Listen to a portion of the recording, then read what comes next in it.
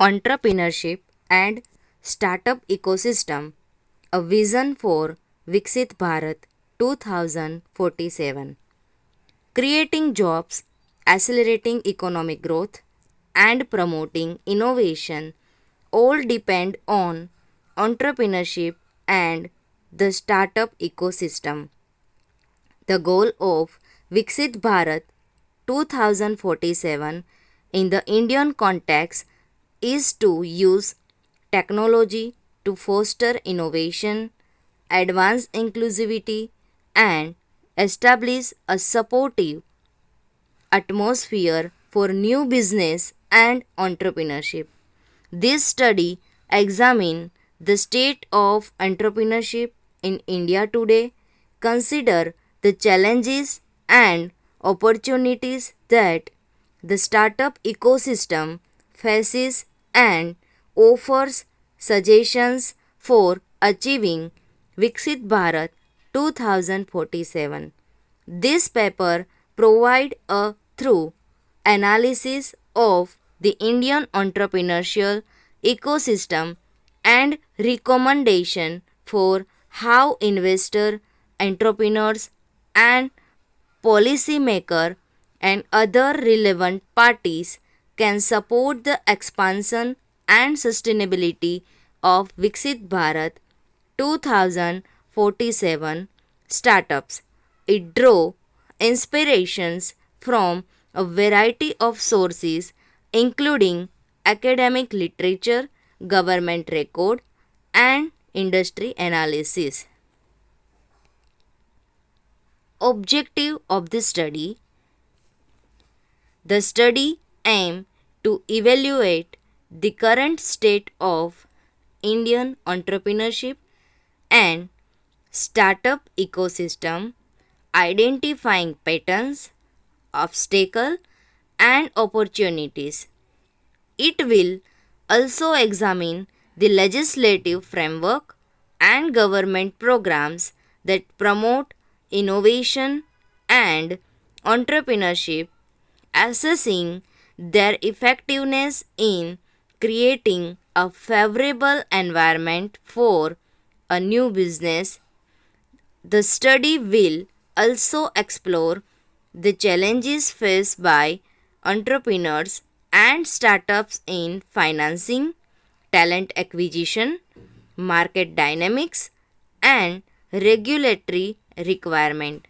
The study will also examine the impact of technological advancement such as blockchain and AI on entrepreneurship in Viksit Bharat in 2047. The study will propose strategy for strengthening the startup ecosystem, focusing on increasing accessibility, fostering creativity, and advocating for inclusivity. The ultimate goal is to create a more conducive environment for entrepreneurships in the region. Hi everyone, I am Dr. P. Kumar, Assistant Professor, PG and Research Department of Commerce, Valluvar College of Science and Management, Karur, Tamil Nadu, India. My topic is an empirical investigation on the factors that impact women's empowerment in Karur district.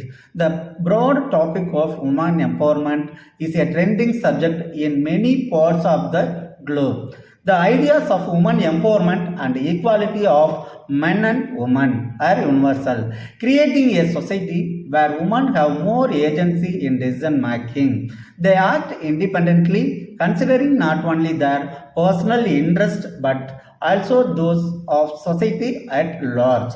The process of empowerment includes several parts that work together to make it happen. The first is economic freedom, the second is knowledge, the third one is self improvement, and last is autonomy. Giving women more power bring attention to their health, schooling, and jobs. Need for the study is further investigation on the disparities of women. There are also very rare cases of people being empowered. A comprehensive and comparative study of women's empowerment in rural and urban areas is required due to the strong belief that when women are supported and empowered, it leads to healthier families, higher rates of schools attendance, improved agricultural productivity, higher incomes, overall societal benefits. The objectives of the study is to determine the extent to which women are empowered on the micro level in both urban and rural areas, to investigate the socio-economic and demographic differences that exist between the rural and urban areas, as well as the factors that determine the women empowerment both the setting. The sampling of women empowerment in this study is the level of involvement of women in the family building process. The sample group was made up of married women who have had the children before the age of 15 and 29. The sample size of 200 respondents was selected from the Karur city. The data collected in the first-hand information only. According to the findings of the study, women participation in the political process led to the increase the level of empowerment in rural areas. A conclusion was reached that as the political interest was women continued to expand, the political landscape will improve, which will be a result women are gaining the influences. The research concluded that the most significant variables that influences women empowerment, their economic independence, awareness, the efforts of groups, and social surrounding that are the supportive. Thank you. Namaskar, myself Kajal Satani and I am studying in PhD in Dr. Babasaheb Ambedkar Open University in the guidance of Professor Dr. Manoj Shah. The title of my research paper is A Study of Corporate Governance Practice in Indian Corporate Sector with reference to selected company. And the abstract of my research paper is this research tried to find good governance practice in corporate sector of the India through the annual report and as per recommendation given by company law, SEBI and various committees for good corporate governance practices. The analysis is divided into 4 sections and the status of corporate governance norms is examined in each section. There are certain reasons for putting more emphasis on corporate governance, such as if company fails to accept a good governance system, or if there is absence of good governance systems, then such situations will lead toward insolvency of company. Effective corporate governance creates reliance of stakeholder and makes the company's system stronger. The key word of this paper is corporate governance sector, and there are 3 hypotheses of my research paper. The first is there is no correlation between corporate governance score and transparency of company, and the result of this hypothesis is failed to accepted that there is correlation between corporate governance score and transparency of TCS and L&T company. And the second hypothesis is there is no correlation between corporate governance score and accountability of companies. The result is failed to accepted that this shows that there is correlation between corporate governance score and accountability of selected companies. And the second hypothesis is there is correlation between corporate governance score and transparency of companies. So there is result shows that there is no correlation in the case of Infosys and Reliance company. So this hypothesis is failed to rejected. And the third hypothesis result shows that there is correlation between corporate governance score and internal control of selected company, that the hypothesis is failed to accepted. And there is no correlation in corporate governance score and internal control in the case of L&T company, that the result shows is the hypothesis is failed to rejected. And then the last hypothesis result shows that there is correlation between corporate governance score and social and environmental policy.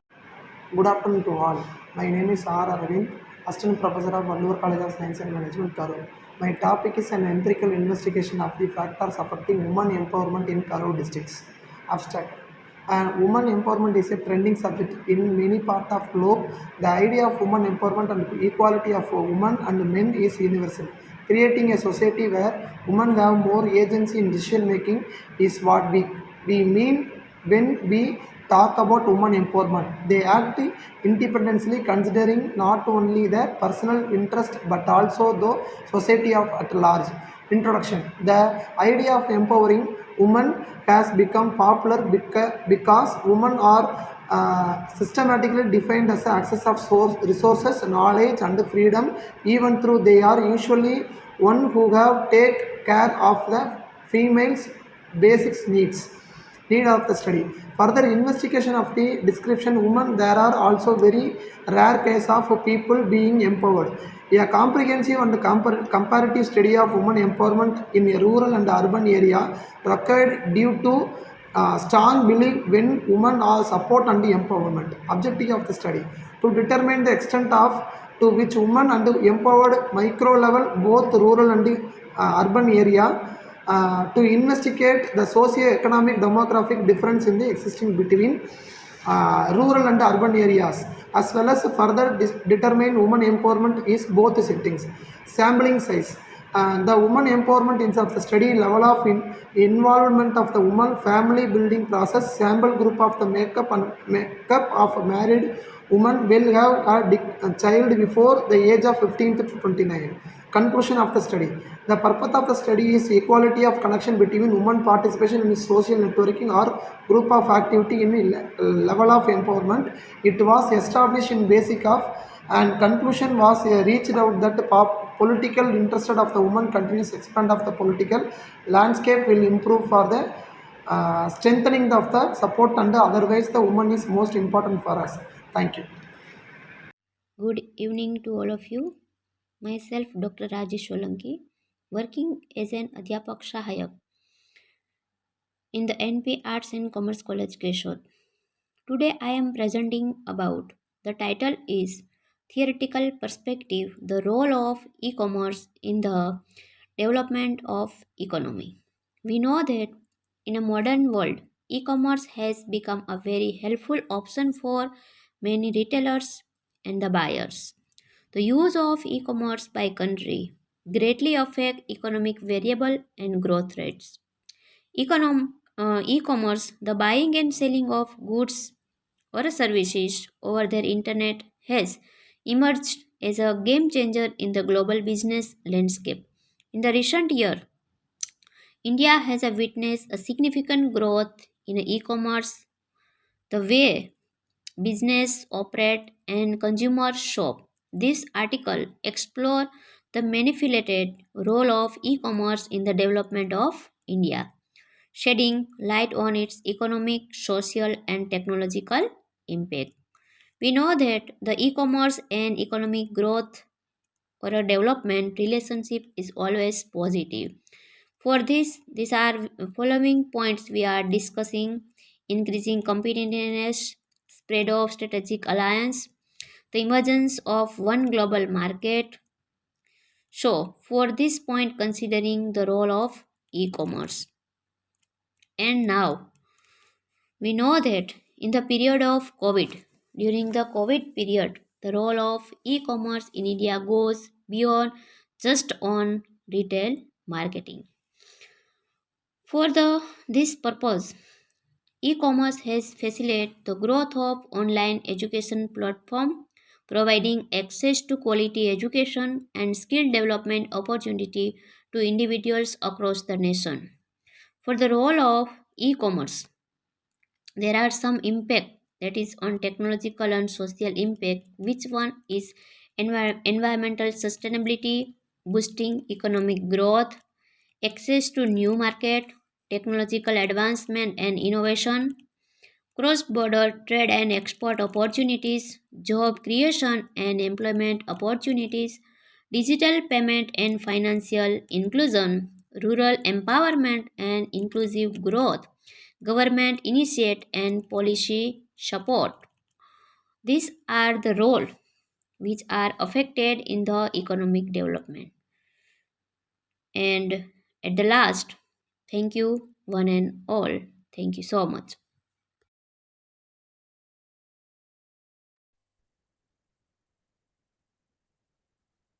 Very good afternoon to all of you. Myself, Dr. Nivita Das. I'm working as assistant professor in the Institute of Advanced Research, Gandhinagar, Gujarat. Thank you, the Viksit Bharat 2047 conference, to give opportunity to present as a poster presentation in the conference. Thank you so much. My research area is basically renewable energy as well as illumination engineering science. Secondary is that why I choose this one because currently renewable is a vital role and it is required to cut and reduce the electric tariff with more use of the solar energy.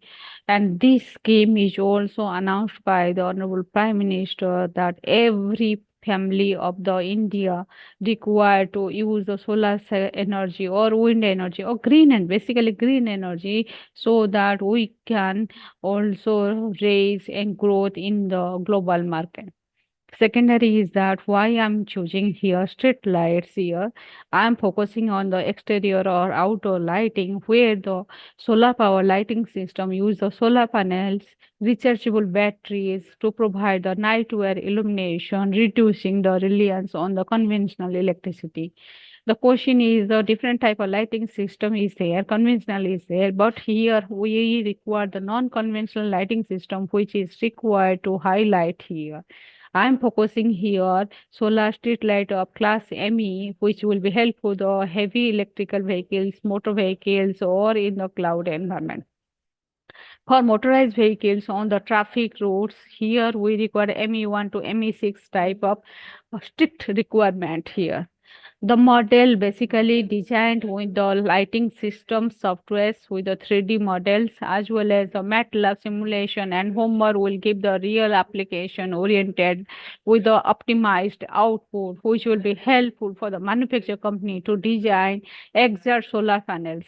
Currently, solar bifacial is required, and now I may suggest that solar bifacial with the different type of LED lighting fixtures will be helpful for the street lights in the area of the hilly area, curvature, natural, normal area, desert area, every of the Indian, every landscape, you can use these things. So this is my suggestion. Thank you so much.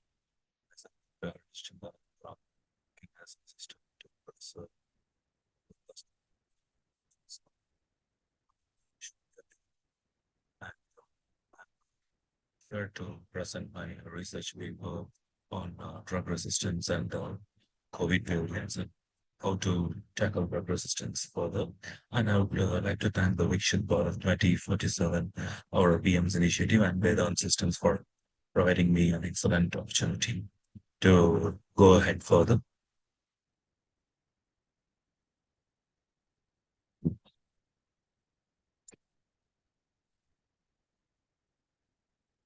And then with respect to my work, I'll present my paper here.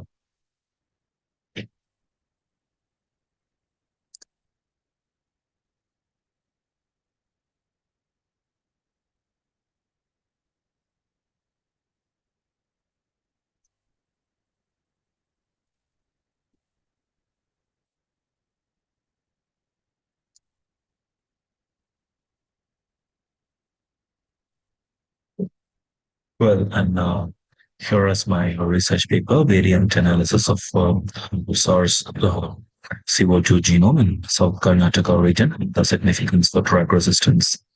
And then, as you can see, there are very few literatures in the area because there are a lot of literature with variant characterization, but the coordination with drug resistance were very less. You can see the analysis which I performed is based on the global polymorphisms reported, and mapping was done with the entire genome, and the quantification and validation is done through the PCR and the relative methods. And these are the rare variants details we got from literature. And then we have also identified the impact and the effect of the variance through our simulation. And then we do categorize the intergenic upstream, downstream, and the relative regions for the variations. And we have also noted down the base changes based on the global alignment for the probability matrix.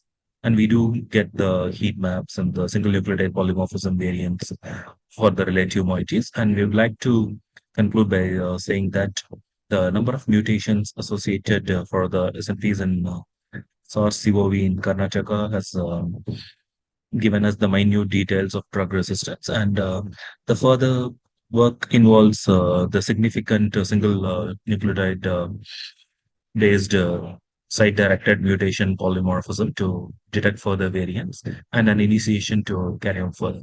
Thank you. Myself, Dr. Arun Kumar, Associate NCC Officer working in CMR University, presenting the study article titled as Sustainable Agricultural Development and Smart Village Strategies for Economic Prosperity and Environmental Conservation in India. Agriculture is a pivotal contributor to India's GDP and a primary source of employment, playing a critical role in overall economic prosperity. The development of this sector is essential for increasing the productivity, boosting farmers' income, and ensuring food security for the growing population.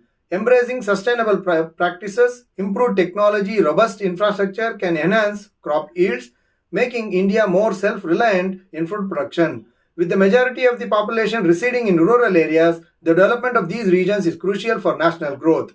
Investments in rural infrastructure, education, health, and employment opportunities can lead to balanced regional development. Integrating modern technology and sustainable farming practices is vital for enhancing productivity in agriculture. The use of advanced machinery and data-driven farming techniques holds the potential for higher yields and economic efficiency. Improving rural infrastructure, including roads, irrigation systems, storage houses, along with well-connected APMC yards, facilitates a direct link between consumers and farmers, thereby increasing the power potential for farmers. Promoting sustainable and eco-friendly agricultural practices is crucial for long-term viability. This approach ensures a balance between economic development and environmental conservation, safeguarding the benefits of agricultural development, growth against climatic change and other environmental challenges. The study focuses on 5 comprehensive strategies for the development of smart village. Strategy 1 involves maximizing irrigated lands by housing farmers in apartments, conserving land for efficient agricultural processing. Strategy 2 focuses on the incorporating solar power sources across the hilly areas to power the entire village. Strategy 3 revolves around the integrated water management and for enhanced irrigation. Strategy 4 establishes a direct link between the agricultural product consumers and producers. Lastly, Strategy 5 advocates for implementing scientific principles to optimize agricultural yield. These strategies collectively aim to create a sustainable and interconnected ecosystem, fostering economic growth and environmental conservation. Thank you. Namaskar everyone. I'm Ankita Bhargava, BTech CSE first year student studying in GD Goenka University, Gurugram. My mentor is Ms. Manka Sharma ma'am, who is an assistant professor in GD Goenka University, Gurugram. Today, I will be presenting an essay on the topic Transformative Infrastructure Development in India, a catalyst for economic progress. India as a nation has undergone a remarkable journey of infrastructure development over the years. It is critical for fostering economic growth and creating job opportunities. Post-independence, India prioritized basic infrastructure like roads and railways to meet the immediate needs of growing population. The Green Revolution of 1960s and subsequent industrialization emphasized the importance of an efficient transport network and reliable power supply. India's commitment to enhance transportation infrastructure is evident in various projects like the National Highways Development Project (NHDP), the Golden Quadrilateral, and other introduction of high-speed trains such as Vande Bharat Express, which was launched in 2019. As we discuss India's transportation, we should also know that a reliable power supply is the backbone of industrialization and economic progress. So schemes like National Solar Mission and Ujjwal Discom Assurance Yojana Uday has played a crucial role in this transformation. Now, as we move higher up in the scale of urbanization, we see initiatives like the Smart Cities Mission, which was launched and focuses on leveraging technology to enhance the quality of life in urban areas. And here we use IoT, which ensures integration of various networks by enabling smart communication. Moving on to educational infrastructure in India, this encompasses a wide range of institutions, from primary schools to universities. The Sarv Shiksha Abhiyan SSA, launched in 2001, aimed at universalizing elementary education, leading to increased enrollment and improving infrastructure in rural areas. Similarly, India's healthcare infrastructure has witnessed significant improvements but continues to face challenges in rural areas. So, initiatives like the National Rural Health Mission NRHM, primary health centers PHCs, and community health centers CHCs have been instrumental in extending healthcare services. Now, talking about the challenges and opportunities, infrastructure development in India faces challenges like adequate funding, manpower, and effective governance, which are essential for sustained improvements. Similarly, community engagement and awareness programs are crucial for improved infrastructure to reach all sections of society. Thus, we can say that infrastructure development in India is an evolving narrative poised for transformative progress. With this, I would like to end my essay with a thought that the journey towards infrastructure excellence is a shared responsibility, requiring collaboration between the government sector, private sector, and the citizens ourselves to build a resilient, connected, and a sustainable India for generations to come. Thank you.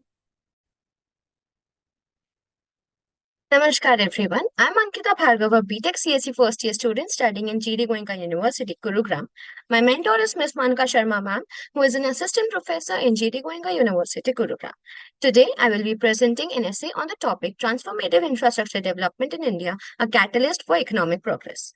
India as a nation has undergone a remarkable journey of infrastructure development over the years.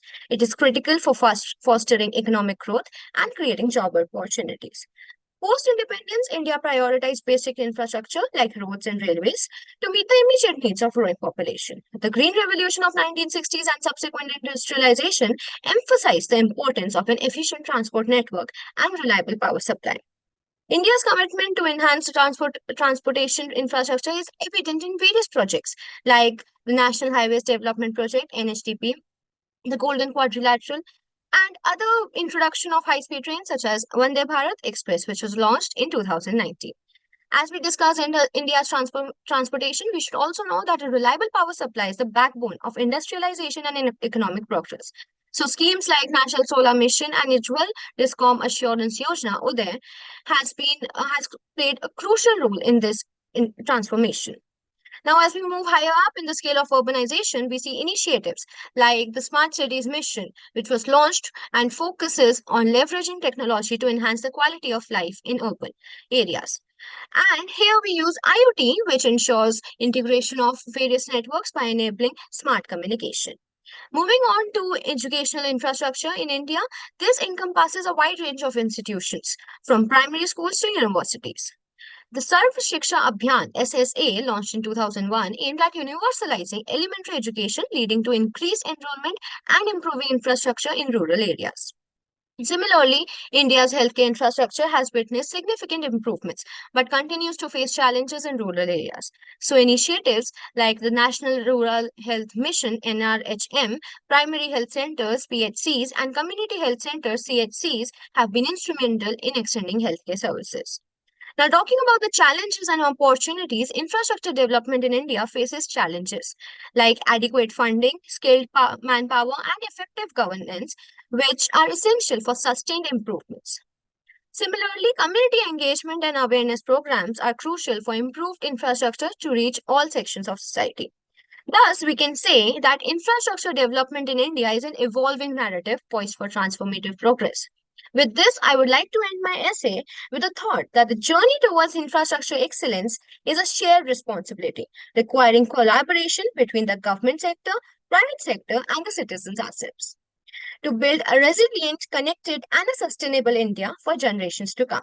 Thank you. Hello everyone, myself Professor Rushikesh Pandya, Assistant Professor, Department of Electrical Engineering, School of Engineering and Technology, Dr. Subhas University, Junagadh. My research paper is a single phase said source buck boost matrix converter. The conference main abstract of this title is a single phase impedance sources buck boost matrix converter based on a single phase matrix converter that implement directly on a single phase sources to the single phase load. The converter can book or boost an voltage or frequency. This converter has several attractive features. It has been investigated in a few DCs. This converter gives a variable output frequency and variable output amplitude. In the last few years, it increased research work. It has been observed being of the topology closer to for industrial applications.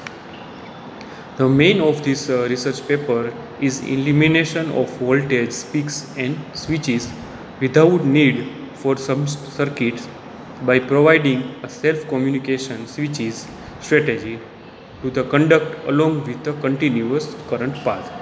A new modulation strategy keeps in a number of switches is a minimum.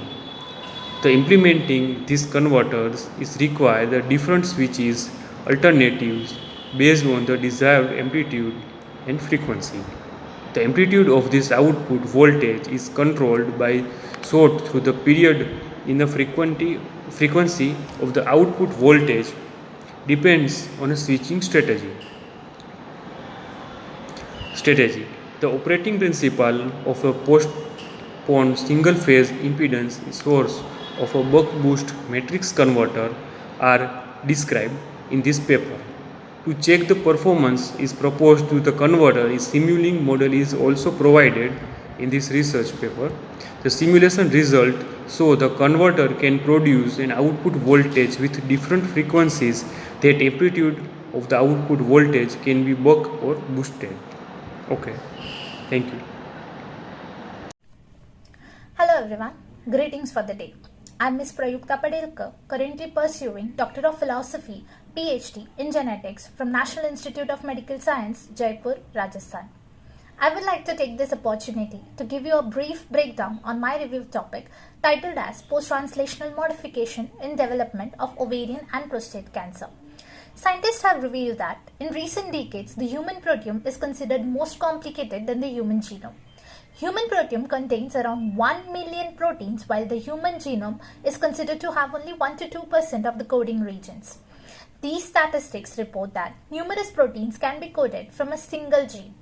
While the main primary structure of a protein is regulated by genetic coding, its specific functional form is mostly controlled by a dynamic interplay involving the functioning of multiple enzymes which are involved in post-translational modification.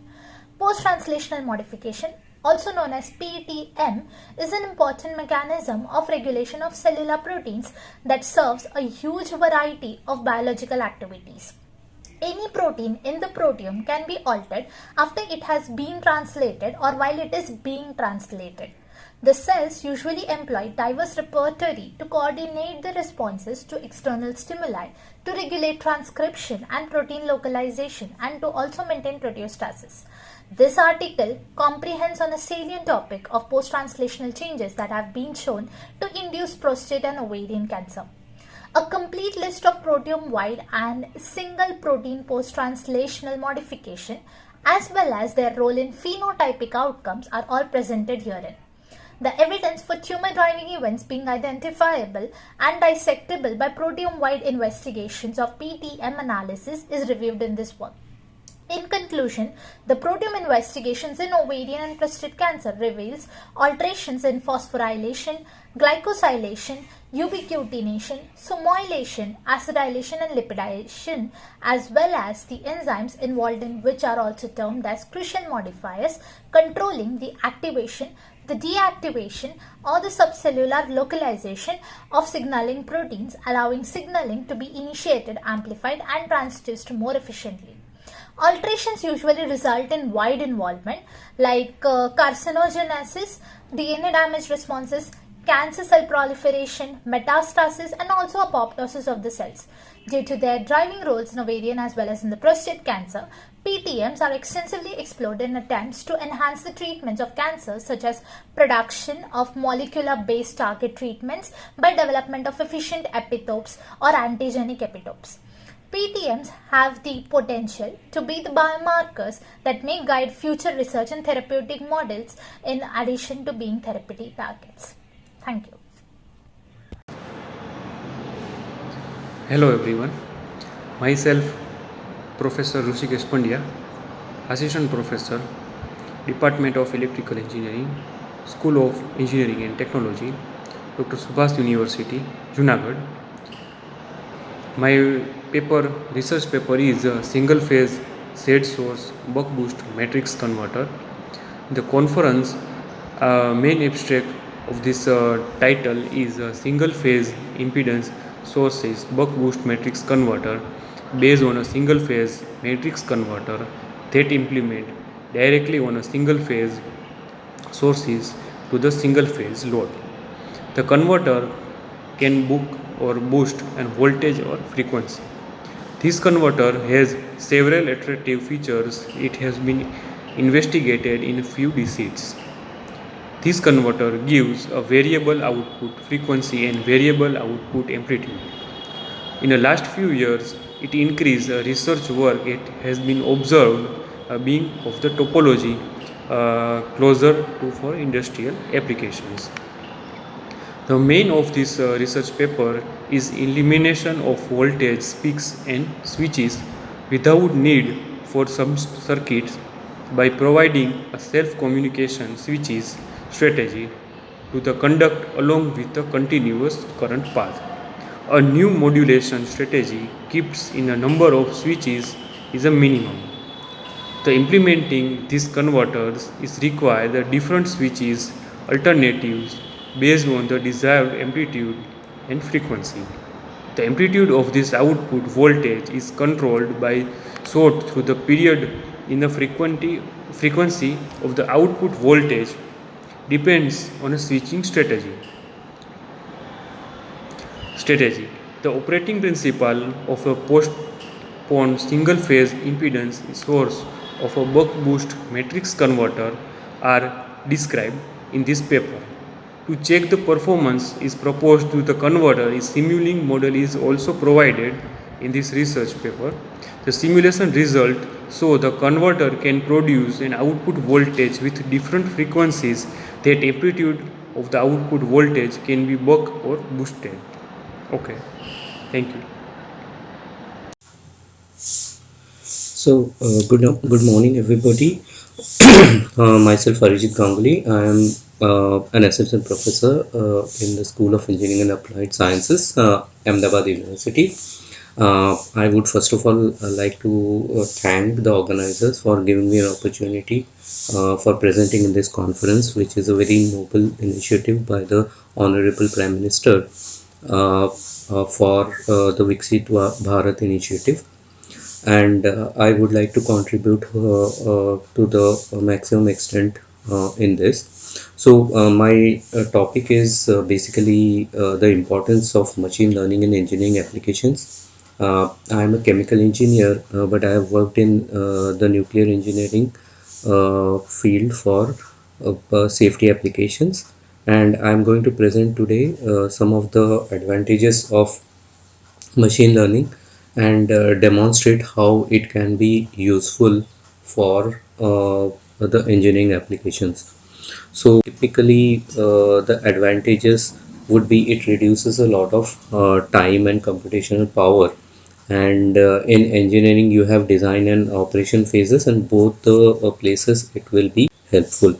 So here are the typical reactors. You see a batch reactor from lab to commercial, and there is CFD. Then you have fluidized bed reactors, and you have bubble column, again the CFD of both these reactors. So the point is that everywhere you can use a ML model using the CFD data that is shown here. Uh, Let me tell you the complexity how an ML model can be useful. So I will just brief you about the nuclear reactor. So supposing this is the typical process in a nuclear reaction, where power is generated using steam from the nuclear heat, radioactive decay heat, radioactive heat, and when it is shut down, then the decay heat has to be dissipated in particular wells which are very high, like 40-meter diameter and 5-meter deep. And typically, if you have to design such types, then you will need crores of rupees to build such a big reactor safety application for just experimentation. And for CFD, you will need at least 6 months of continuous high-end computing for the results. So typically, if you have uh, a machine learning model, if you have the data of CFD, you can use the machine learning model. There's an example, small example. Suppose you take a tank of water and you heat it from both sides. Then what are the dynamics that will happen can be simulated using CFD, and this is the typical dynamic. And you see the machine learning model, which is C part, and the A part is the CFD based results are exactly the same. So to conclude, like, the machine learning can help in design and operations, and it can reduce a lot of time and power, and it has a lot of promise which needs to be nurtured in Viksit Bharat. Thank you for the opportunity.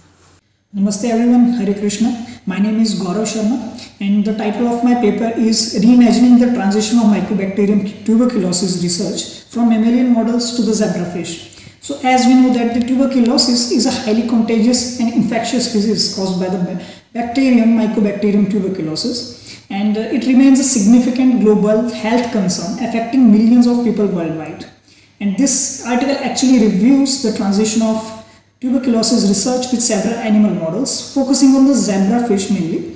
And traditionally, we know that the guinea pigs, rabbits, and mice have been used as the animal models, but zebrafish offers a new prospective approach on tuberculosis pathogenicity due to the similarity to human symptoms and mechanisms. Zebrafish models have been crucial in understanding the immune responses, drug efficacy, and initial pathogenicity, bridging the gap between the small and large mammalian models. The zebrafish model has shown promising understanding tuberculosis intracellular pathogenicity, precisely lysosome function and macrophage survival strategies. So ultimately, this model has the potential to overcome the limitation of other animal models, providing an excellent and essential resource for the tuberculosis research. Thank you everyone. Myself Pooja Priyadarshini Sahu, pursuing Master Degree in Geology at AIPH University Bhubaneswar. Today I am going to represent an article which is about antimicrobial peptides and its biomedical applications. In this I am going to cover how antimicrobial peptides made and its working principle. Antimicrobial peptides are small peptides found in most living species, including humans and microorganisms. They have the ability to fight off various microorganisms, including infections, parasites, and diseases. Antimicrobial peptides are also known as cationic host protection peptides, anionic antimicrobial peptides or proteins, cationic amphipathic peptides, cationic antimicrobial peptides, safeguard peptides, and alpha helical antimicrobial peptides. The structure of antimicrobial peptides is characterized by their presence or non-appearance of two key optional construction parts, that is alpha helix and beta sheets. Antimicrobial peptides can be targeted through various models including the toroidal pore model, barrel stem model, and carpet-like model. Antimicrobial peptides have been found in various natural sources including single-cell prokaryotes, bacteria, and yeast. Post-translational changes in antimicrobial peptides are crucial for their capabilities and recombinant cell frameworks, which can be used to create new engineered antimicrobial peptides. That's all. Thank you. Good morning all. I am Priyadarshini Patti, continuing MSc in Zoology at AIPH University, Bhubaneswar. Today I am here to represent an article that is nano-silica based adsorbents for removal of heavy metals and microbial contaminants from water. Heavy metal pollution of aquatic media has grown significantly over the past few decades. Therefore, a number of physical, chemical, biological and electrochemical technologies being employed to tackle this problem. However, they possess various inescapable shortcomings, curbing their utilization at a commercial scale. In this regard, nanotechnology has provided efficient and cost-effective solutions for the extraction of heavy metals from water. This article will provide a detailed overview on the efficiency and applicability of various nanoadsorbents. Important category of nanomaterials are silica-based nanomaterials, which are widely used for removing heavy metals, ions, owing to their non-toxicity and excellent surface characteristics. That's all. Thank you. Good morning, myself Viksit Bharat, pursuing MSc Zoology at AIPH University. I am here to talk on an article that is biogenic synthesis of silver nanoparticles and its use in cellulose gelatin nanocomposite film for food packaging application. The biosynthesis of silver nanoparticles using wild and indigenous species exhibiting potential biological activity in not has been explored to a large extent. The current investigation was intend to develop the simple, stable and eco-friendly techniques for an fabrication of silver nanoparticles using flavonoid-enriched flower extracts of Maduka longifolia and Diospyros melanoxylon fruit extract. The aim of the proposal is focused in preparing biogenic non-toxic silver nanoparticles incorporated cellulose gelatin polymer blend matrix for active food packaging application. The specific aims for the research project are the synthesis and characterization of silver nanoparticles using flavonoid-enriched Maduka longifolia flower extract and Diospyros melangoxylon fruit extract, the formulation of cellulose gelatin biogenic silver-based nanocomposite film, evaluation of formulated cellulose gelatin nanocomposite film. The physical properties confirm the stability of the silver nanoparticles and suitability of using in biomedical application. The secondary structure of the proteins in a Maduka longifolia were not altered due to the interaction with nanoparticles, and this protein played a major role in capping agent. So the silver nanoparticles show a very effective antimicrobial activity against E. coli, even a lower concentration in corporation to a plant extract. The above result demonstrated the potential use of biosynthesized silver nanoparticles with flavonoid-enriched capping agent in a biochemical application. Cellulose, gelatin, biogenic silver-based nanocomposite film were successfully synthesized, and preliminary study confirmed the effective antimicrobial activity. Further characterization studies would be proved the use of biogenic, non-toxic and silver nanoparticle incorporated cellulose gelatin polymer blend matrix in active food packaging application. That's it. Thank you. Good evening everyone. I am Sovan Kumar Sanavati from AIPH University, and today I am going to represent my research topic on applications of bioluminescent bacteria in evaluations of heavy metal toxicity. Bacterial bioluminescence, which is a process in which light is emitted through enzymatic reactions inside the living cells, and this phenomenon can be observed profoundly in marine systems. In the present study, we have explored the applicability of bioluminescent bacteria for the detection of heavy metal toxicity. The classical analytical methods used for the detection of heavy metals are based on chromatographic and spectrophotometric techniques such as automatic absorption spectrophotometry or high performance liquid chromatography such as SPLC. These methods are highly sensitive but require complicated and processing which are expensive and time consuming. There is a need of easy and less expensive methods which can be detect heavy metals with appropriate sensitivity. The bioluminescent bacteria can be the alternate for the detection of heavy metal from the environmental sample like water. For this study, the bioluminescence bacteria isolates CIBS1, CIBS2 and PIBS1 are isolated from marine system by Anubhav Padhi in his previous study, which are screened for their applicability in heavy metal detection. The isolates were evaluated for the salt and heavy metal tolerance. In salt tolerance test, it was observed that these isolates were able to thrive salt concentration up to 8% NaCl and were sensitive against high concentration of salt 10% NaCl. In the heavy metal sensitivity assay, all the three isolates were found to be resistant to heavy metals such as cadmium and mercury, but were sensitive to lead.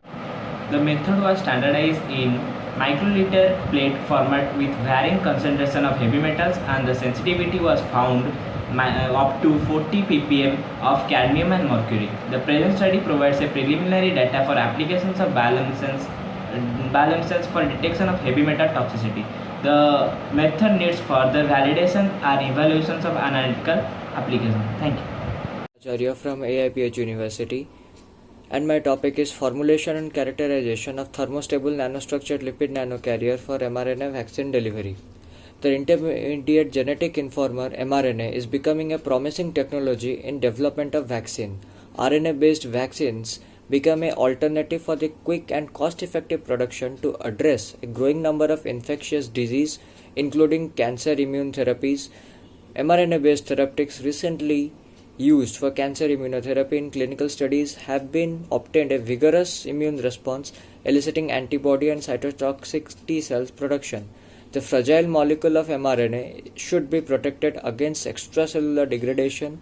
For protection and effectiveness of the vaccine, the lipid nanoparticles are most clinically advanced non-viral vector that have been used in targeted intracellular delivery of mRNA.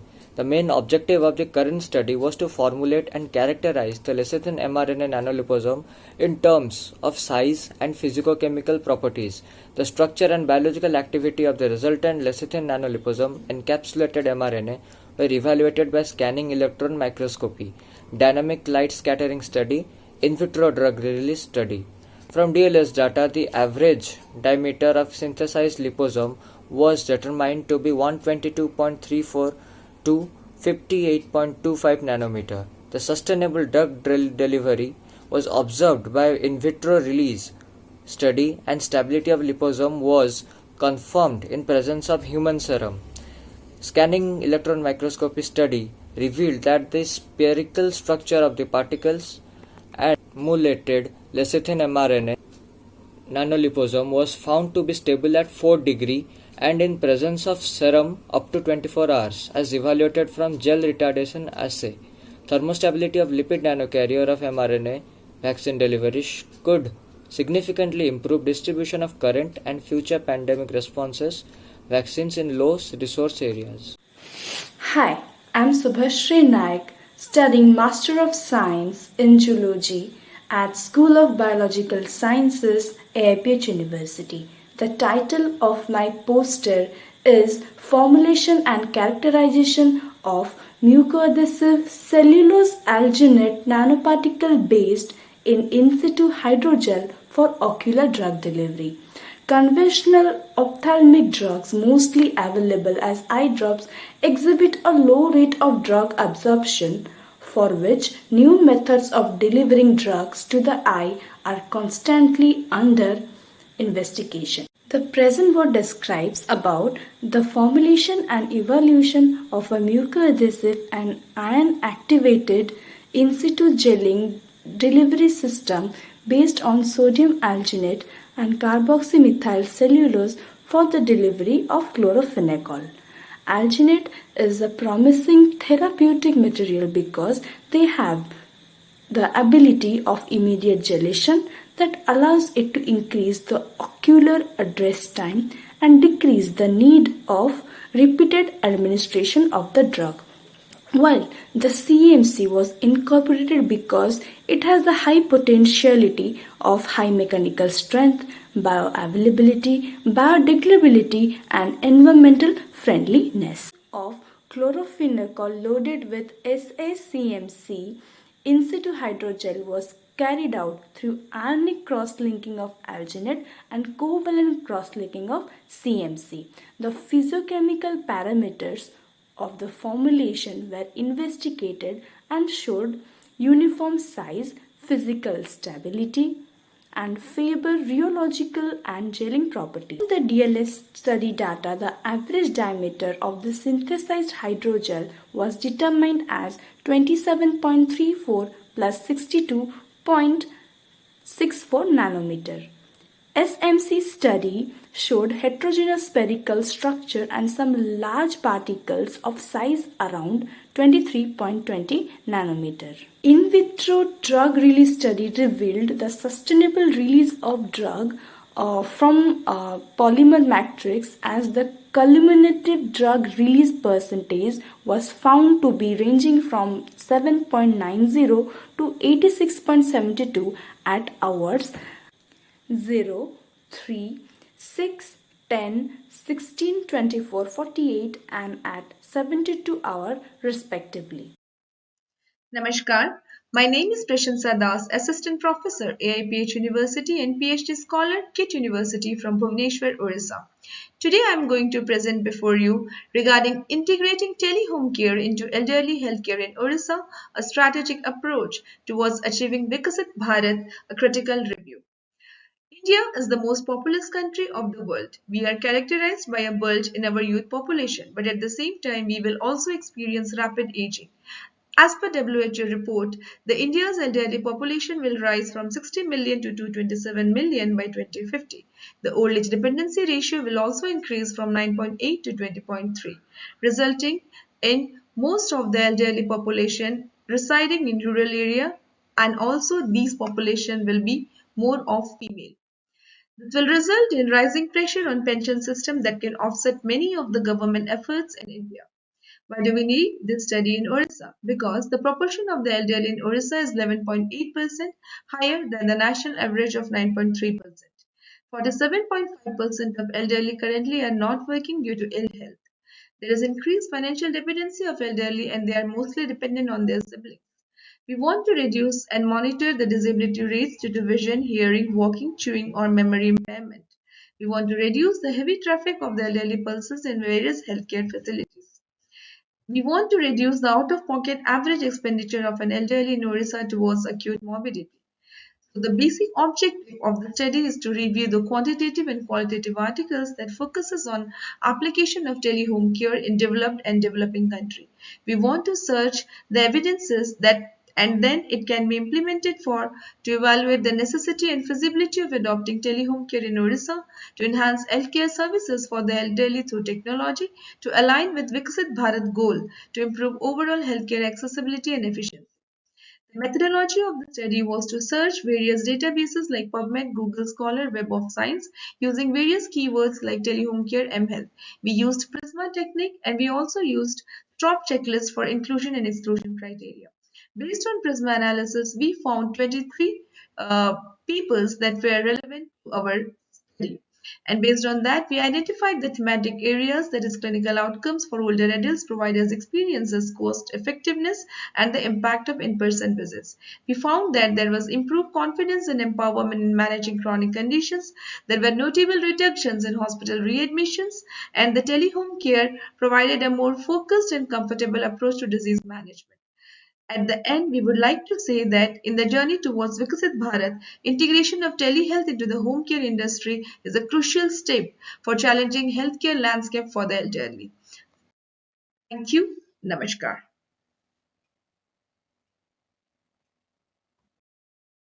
Good day everyone, I am Nehmi Sarjan, a PhD student in biotechnology from Shulid University. I am honored to be a participant in this poster presentation where we delve into the fascinating realm of Withenia somnifera, commonly known as ashwagandha. This medicinal plant, abundant in the northern Himalayas, holds within its leaves a treasure trove of valuable triterpenoids, notably withaferin A, a potent bioactive compound with remarkable therapeutic potential. However, amidst its virtues lies a pressing concern. Illegal wild harvesting, coupled with disruptions in land use and dwindling natural populations, has led to Vithaferin A being classified as a threatened species by the International Union of Conservation of Nature (IUCN). In the face of escalating demand for ashwagandha and its healing properties, urgent biotechnological advancements are imperative to boost yields and ensure its sustainable production. Vithaferin A, recognized for its efficacy in treating various conditions including breast cancer or even COVID-19, underscores the significance of our endeavor. Our project aims to pioneer a novel method for purifying and isolating Vithaferin A from a specific high-yielding endophyte, thereby streamlining its production process. Central to our research is the identification of hyperproducing endophytes and their enzymatic intermediates responsible for vithinolide synthesis. We focus our attention on the MVA or MEP pathway intricately involved in the steroids and triterpenoid synthesis, facilitating the production of Vithaferin A. Cancer, a complex spectrum of diseases, poses a formidable challenge. Its ability to originate in diverse organs and tissues and metastasize relentlessly underscores the urgent need for innovative treatment and approaches.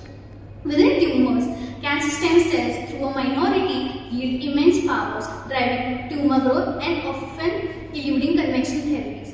Our study embarks on a journey through the northern Himalayan endophytes, screening them for Vithaferin A production while optimizing physical parameters and refining bioprocesses. Stringent quality protocols ensure the purity of Vithaferin A, while genetic analysis unveils key synthesis markers. Through meticulous examination, we evaluate Vithaferin A's cytotoxic potential against cancer cells, bridging fundamental research with its therapeutic promise in the cancer treatment. In conclusion, our pursuit embodies the convergence of science, nature, and compassion.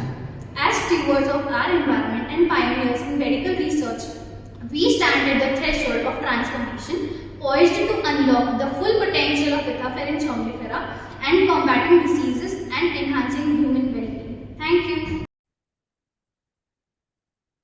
Good morning. This is Dr. Vipin Vagaria, working as assistant professor in Department of Child Health Nursing at Manikaka Topala Institute of Nursing, which is a constituent of Charotar Institute of Science and Technology, Anand, Gujarat. The topic which I'm going to deliver, that is a review on innovative methods of teaching learning in nursing and allied health sciences. So we know there are various types of innovative pedagogies are available in the market. So it depends on the teachers that which is the best pedagogy he or she is going to be deliver in the class. So the ultimate aim of a teacher is that the student should understand whatever the concept he or she is going to be deliver in the class.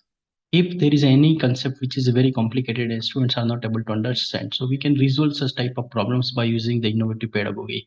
The common innovative pedagogy which is going to be utilized in nursing and medical sciences are demonstration, OSCE, debate, panel discussion, webbing, seminar, group discussion, field exposure, case study, objective clinical examinations.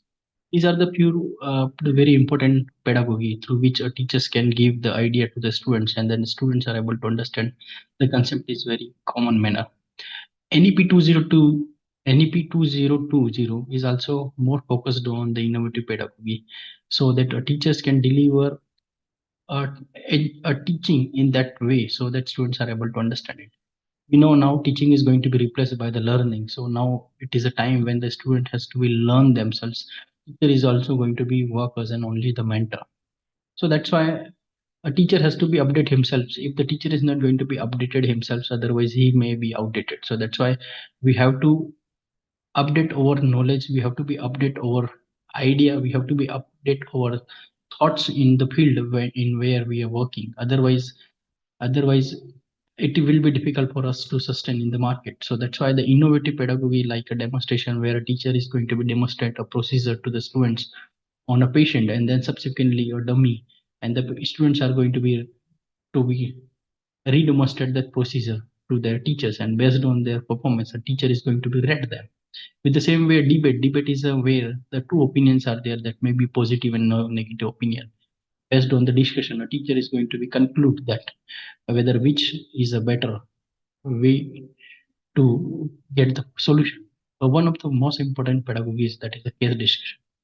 study-based learning. So here a teacher is going to assign a case to the students. Students are going to find out or to solve that case in a different angle, and ultimately they just try to find out the solution of that. So ultimately, conclusion is that teachers or the people those who are in the field of education, they have to be use the various type of pedagogy so that their students are able to understand what they would like to learn. Thank you. Okay, I want to say good morning or good afternoon. My name's J. Samuel Kamanda. I'm a PhD research scholar at Baghdad University, precisely in the Department of Environmental Science. And I will be presenting to you on a topic an assessment level of efficiency in the sanitary practices or activities by the people living in Dupont Rural Community, Pinsville City, Liberia. Now I read to you my abstract. Sanitation play a crucial role in the public health, yet its efficiency or efficacy varies widely across different communities, particularly in the urban setting, like the Dupont community in Pinsville City, Liberia. This study aimed to assess the efficiency of sanitation practices or activities by the people living in Dupont community to identify their strength, weakness, and opportunities for improvement. The key to man's health lies largely in the environment.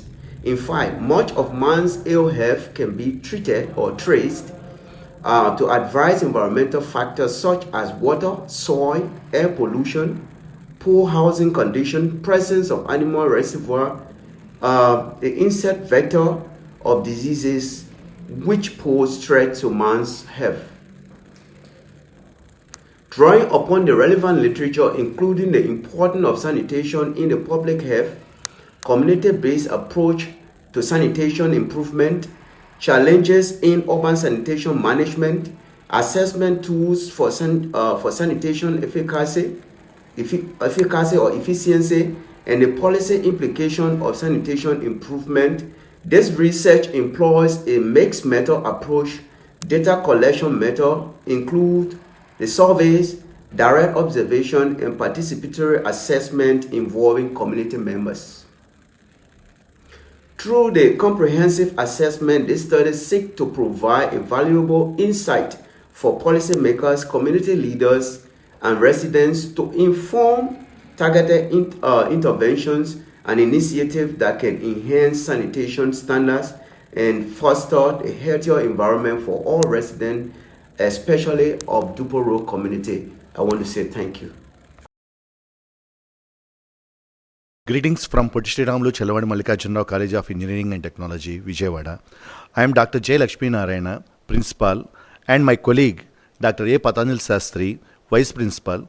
Together, we are going to present a paper titled Roles of Various Stakeholders in Achieving Goals of Viksit Bharat by 2047. In the interim budget for 2024, Finance Minister Nirmala Sitharaman highlighted Prime Minister Narendra Modi's vision for achieving a developed India known as Viksit Bharat by the year 2047, emphasizing the government's commitment to inclusive development. She underscored the active efforts towards transforming India into a developed nation and prioritizing the empowerment of its people. Viksit Bharat, translating to Developed India, symbolizes the government's ambition to elevate the country to developed status by its 100th year of independence in 2047. The foundation of Viksit Bharat is built upon four pillars: youth, that is Yuva; poor, that is Garib; women, Mahila; and farmer, Kisan. The rest of the presentation is going to continue by my colleague, Dr. A. Patanjal Sastri. The vision for Viksit Bharat envisions a prosperous India that integrates modern infrastructure with nature, ensuring equal opportunities for citizens across regions to fulfill their potential. On December 11, 2023, the Prime Minister launched Viksit Bharat at 2047 Voice of Youth, emphasizing the pivotal role of educational institutions in shaping individuals and stressing that a nation is truly developed when its people experience growth.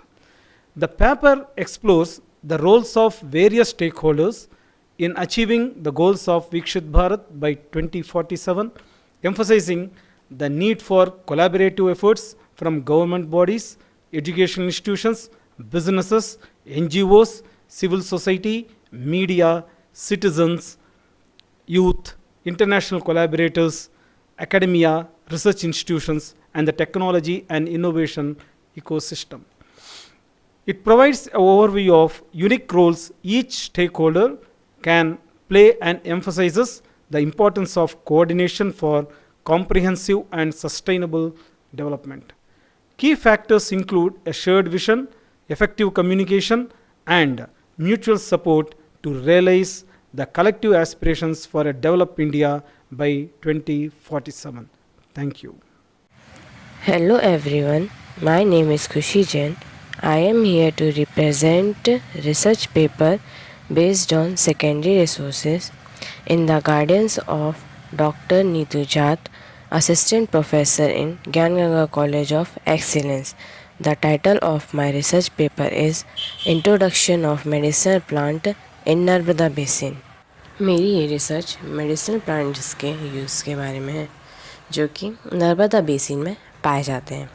Narmada basin में 800 plus species plants की पाई जाती हैं जो कि different work के use में आती हैं।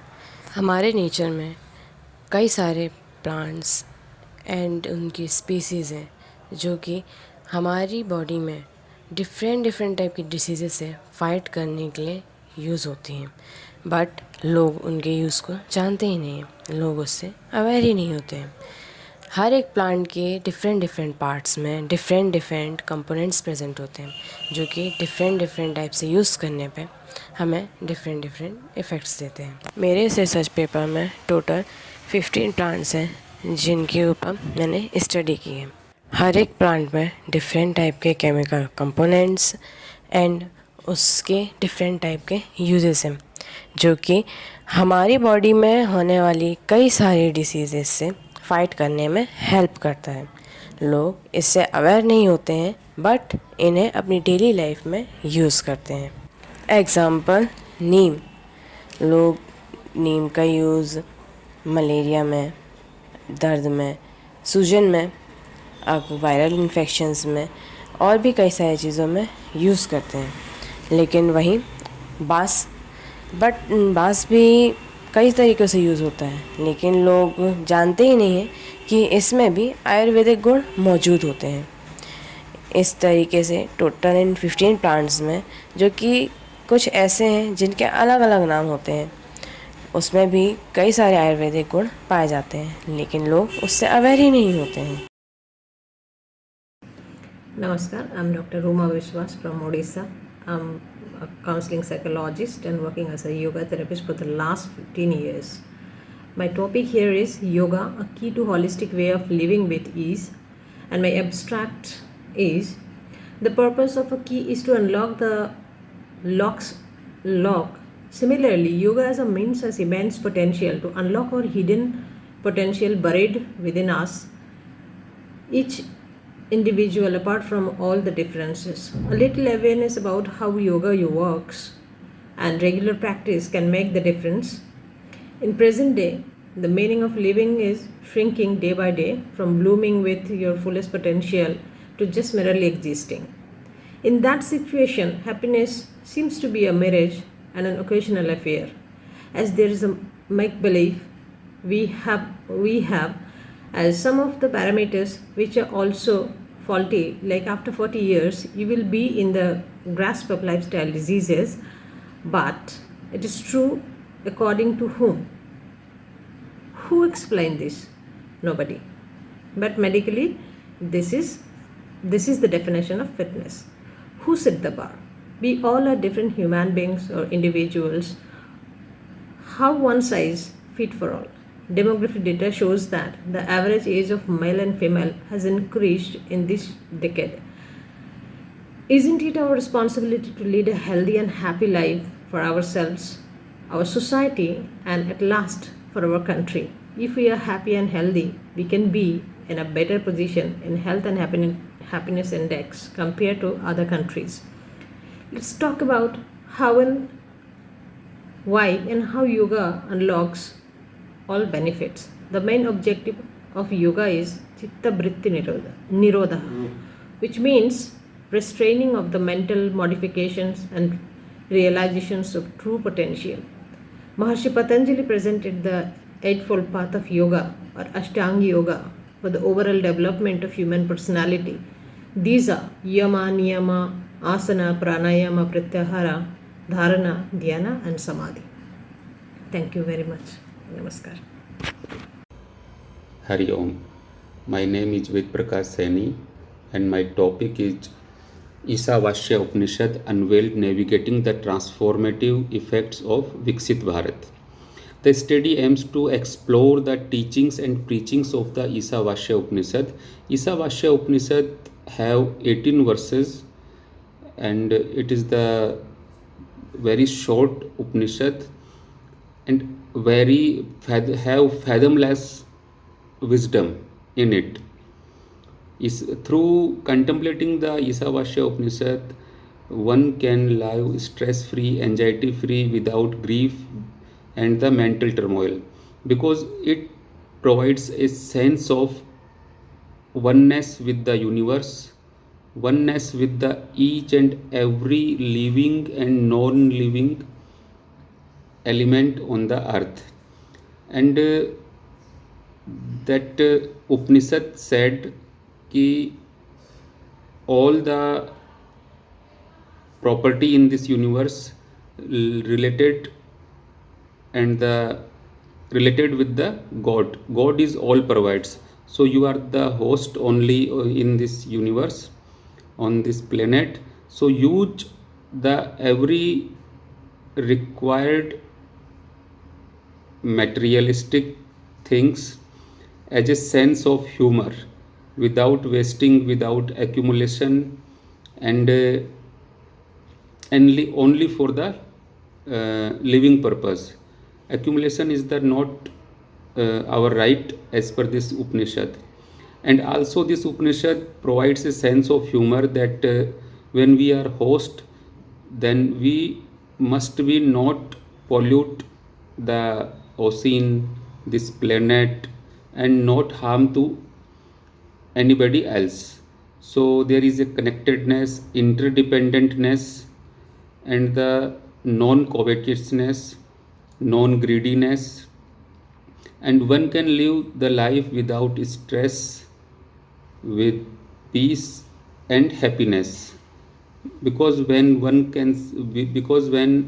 see himself in everywhere, he cannot harm to anybody, and this also gives a sense of humor to live healthy and do the work with non-attachment. So one can serve country with this non-attachment bhav. Thank you. Hello guys, good evening. મારું નામ પીઠિયા વૈશાલી છે.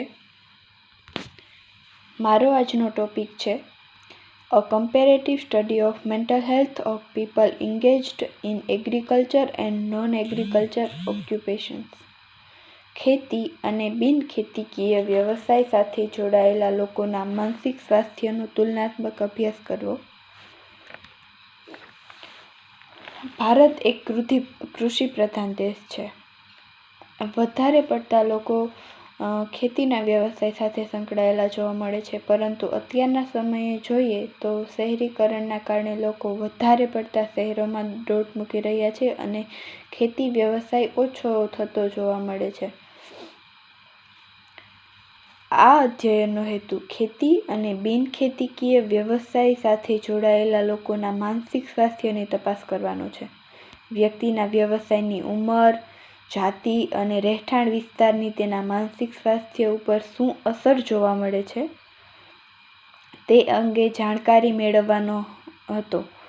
અધ્યયનના હેતુને ધ્યાનમાં રાખીને જૂનાગઢ જિલ્લામાંથી ખેતી વ્યવસાય સાથે સંકળાયેલા 50 લોકોનો સમાવેશ કરવામાં આવ્યો હતો અને બિનખેતીકીય વ્યવસાય સાથે સંકળાયેલા 50 લોકોનો સમાવેશ કરવામાં આવ્યો હતો. એમ કુલ 100 વ્યક્તિઓની નિદર્શમાં પસંદગી કરવામાં આવી હતી. નિદર્શની પસંદગી યાદચ્છ નિદર્શન પદ્ધતિ દ્વારા કરવામાં આવી હતી. માનસિક સ્વાસ્થ્યનું માપન કરવા માટે સૌરાષ્ટ્ર યુનિવર્સિટીના મનોવિજ્ઞાન ભવનના અધ્યક્ષ અને પ્રોફેસર ડૉક્ટર ડી.જે. ભટ્ટ અને કુમારિકા ગીડા રચિત પ્રમાણિત કરેલ 1992 પ્રશ્નાવલીનો ઉપયોગ કરવામાં આવ્યો હતો. અધ્યયનના હેતુને સિદ્ધ કરવા માટે આંકડાશાસ્ત્રીય પ્રયુક્તિ ટી-ટેસ્ટનો ઉપયોગ કરવામાં આવ્યો હતો. પ્રસ્તુત અધ્યયનના તારણો દર્શાવે છે કે ખેતી અને બિનખેતીકીય વ્યક્તિના માનસિક સ્વાસ્થ્ય ઉપર અસર જોવા મળે છે. એટલે કે આપણે જે ઉત્કલ્પનાની રચના કરેલી એનો અહીં અસ્વીકાર થાય છે. ભારતની આઝાદીનો સમય એટલે કે 1947માં ભારતની 77% વસ્તી ખેતીના વ્યવસાય સાથે સંકળાયેલી હતી. આજે શહેરીકરણના કારણે તે પ્રમાણ ઘટીને 60% થયું છે. પ્રાચીન સમયમાં ખેતી એ ભરણપોષણનું એકમાત્ર સાધન હતું. બીજા કોઈ વ્યવસાય એટલા હતા જ નહીં. એમ માનીએ કે જોઈએ તો કે હતા જ નહીં એમ. જ્યારે અત્યારે રોકડિયા પાક સાથે ખેતી થાય છે. વધુ રોકડિયા પાક તરફ લોકો વળ્યા છે. ભારતમાં કૃષિનો ઇતિહાસ 12,000 વર્ષ કરતાં પણ વધુ જોવા મળે છે.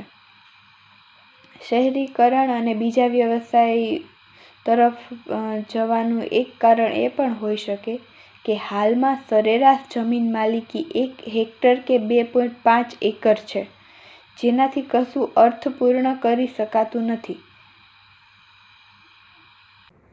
મારું નામ માલી હિનાબેન મુકેશ કુમાર છે અને હું પીએચડી સ્કોલર છું. મારો વિષય ઇકોનોમિક્સ છે અને હું ગોવિંદ ગુરુ યુનિવર્સિટી ગોધરામાંથી પીએચડી કરી રહી છું. આજે મારા સંશોધન પેપરનો વિષય એ વિકસિત ભારત 2045 અંતર્ગત પ્રવાસન ઉદ્યોગનો વિકાસ અને યોગદાન છે. ભારત દેશ આજે વિવિધ ક્ષેત્રની અંદર પોતાની આગવી ઓળખ ઊભી કરી રહ્યું છે અને છેલ્લા 30 વર્ષોની અંદર જે આર્થિક નવી નીતિ ઘડાઈ ત્યારબાદના વર્ષોની અંદર પ્રવાસન ક્ષેત્ર એક વિકસતા ઉદ્યોગ તરીકે ખૂબ જ આગળ વધી રહ્યું છે. ત્યારે આગળના બીજા 25 વર્ષ બાદ એટલે કે 2047ની અંદર વૈશ્વિક કક્ષાએ પ્રવાસન ક્ષેત્ર એક આગવા ઉદ્યોગ તરીકે વિકસી શકે એમ છે. એની જે અસંખ્ય જે ખામીઓ છે એને જો દૂર કરવામાં આવે ને એની પર ધ્યાન રાખવામાં આવે અને એને લક્ષી વિવિધ યોજનાઓ જો પાર પાડવામાં આવે તો અલગ અલગ પ્રવાસન ક્ષેત્રની અંદર અલગ અલગ પોર્ટફોલિયો છે, તો એને અનુલક્ષીને સારા એવા પ્રમાણમાં પ્રવાસન ક્ષેત્રનો વિકાસ કરી શકાય છે. નવી રોજગારીની તકો ઊભી કરી શકાય છે. વિદેશી હુંડિયામણની કમાણી પણ સારા એવા પ્રમાણમાં થઈ શકે છે અને સાથે સાથે આંતરમાળખાકીય સુવિધાઓ અને અન્ય ક્ષેત્રનો પણ આનુષંગિક ક્ષેત્રનો પણ શક્ય બને એટલો વિકાસ શક્ય બને છે. હાલમાં ભારત દેશ એ વિશ્વની 5મી સૌથી મોટી અર્થવ્યવસ્થા છે અને વિકસિત ભારત 2047 અંતર્ગત એવો એક અંદાજ મૂકવામાં આવ્યો છે કે 2027 સુધીમાં એ વિશ્વની 3જી સૌથી મોટી અર્થવ્યવસ્થા બની જશે અને તેનો જીડીપી $5 ટ્રિલિયન પર પાર કરશે અને 2047 સુધીમાં ભારત વિકસિત રાષ્ટ્રોની તમામ વિશિષ્ટતાઓ સાથે $30 ટ્રિલિયન અર્થતંત્ર બનવા માટે સજ્જ છે. ત્યારે પ્રવાસન ક્ષેત્ર એ મહત્ત્વનું યોગદાન આપી શકે એમ છે અને ખાસ કરીને 2045 વિકસિત ભારત અંતર્ગત યુવાઓને ખાસ મહત્ત્વ આપવામાં આવી રહ્યું છે.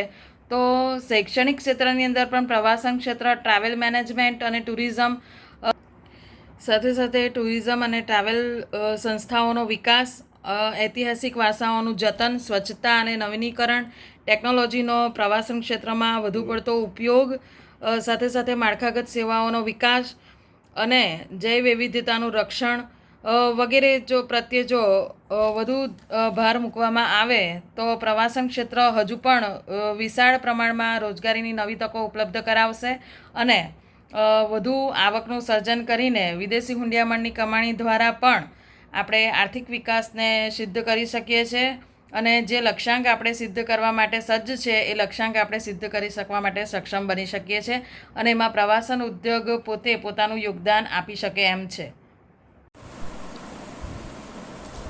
હેલો, મારું નામ ગોહિલ ચેતનભાઈ ચુખાભાઈ છે. મારા ટોપિકનું નામ છે ગ્રંથાલય સ્વયં સંચાલન. આધુનિક સમયનો માનવ જ્યારે ઘડિયાળના કાંટા પર જીવી રહ્યા છે ત્યારે સમયની કિંમત હોય છે, તે સ્વાભાવિક છે.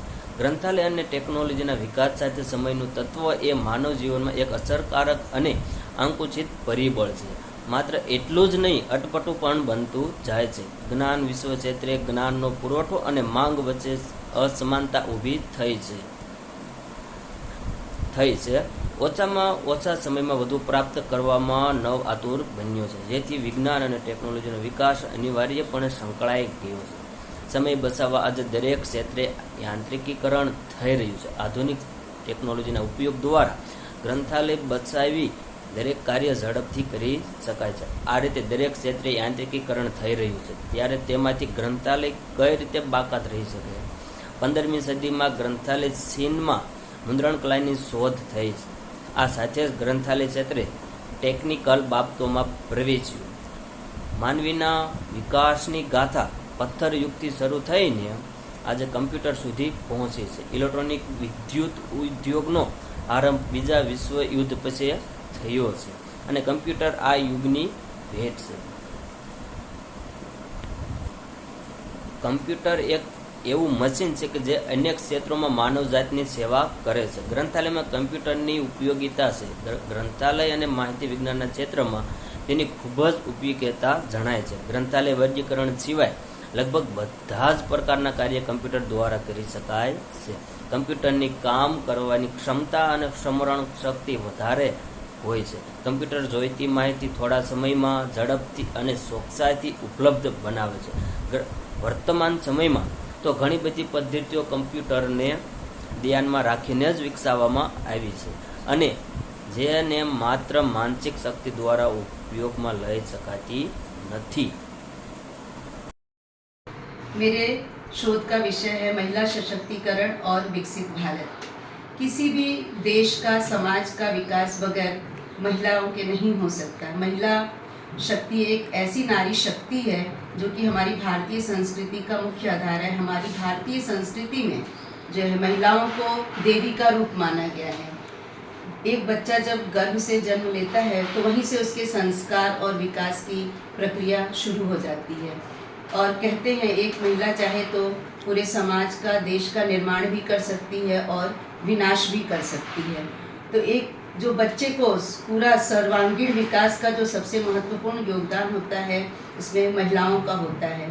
और हमारी भारतीय जो धरती है इन संस्कारों से भरी पड़ी है. हमारे देश की अनेकों विदुषियाँ रही हैं जिन्होंने हमारे देश का नाम रोशन किया है. उसी क्रम में आज की आधुनिक युग में भी हम देख रहे हैं कि हमारे देश की नारियां आगे की तरफ विकसित हो रही हैं, चाहे वो तकनीकी क्षेत्र में हो, चाहे कला क्षेत्र में हो, चाहे साहित्यिक क्षेत्र में हो, चाहे वह शोध के क्षेत्र में ही क्यों न हो. अंतरिक्ष से लेकर जमीन तक हम देखते हैं कि हमारे देश की नारियां जो है सब जगह अपने पांव पसार चुकी हैं. और अगर नारी पढ़ी लिखी होगी तो ही वह एक अच्छे समाज का विकास कर सकती है. तो एक पढ़ी लिखी नारी एक अच्छा बेटा, एक अच्छा पुत्र, एक अच्छा नागरिक, एक अच्छा सैनिक, एक अच्छा नेता का निर्माण कर सकती है. तो अगर महिलाओं को पूरा जो अवसर दिया गया, महिलाओं को पूरी आज़ादी दी गई तो महिलाएं वो कर सकती हैं जो एक पुरुष समाज भी नहीं कर सकता है. महिलाओं में वो शक्ति है, महिलाओं में जो सहन शक्ति है. महिलाओं को कहते हैं कि प्राकृतिक तौर पर इतनी ताकत है कि महिलाएं चाहे तो हर सुख और दुख को सहन कर सकती हैं. हर एक समस्या से लड़ने की ताकत होती है महिलाओं में और वही एक इस देश का, इस समाज का मजबूत नींव तैयार कर सकती हैं। तो मेरे शोध के विषय में महिलाएं किस किस क्षेत्र में जो है अपना योगदान दे सकती हैं उस पर प्रकाश डाला गया है, और महिलाओं को अभी किस किस क्षेत्र में और आगे जाना है, चाहे वो विकसित एरिया है चाहे वो अविकसित जो है क्षेत्र है, उन वहाँ पर कैसे महिलाओं को लाना है।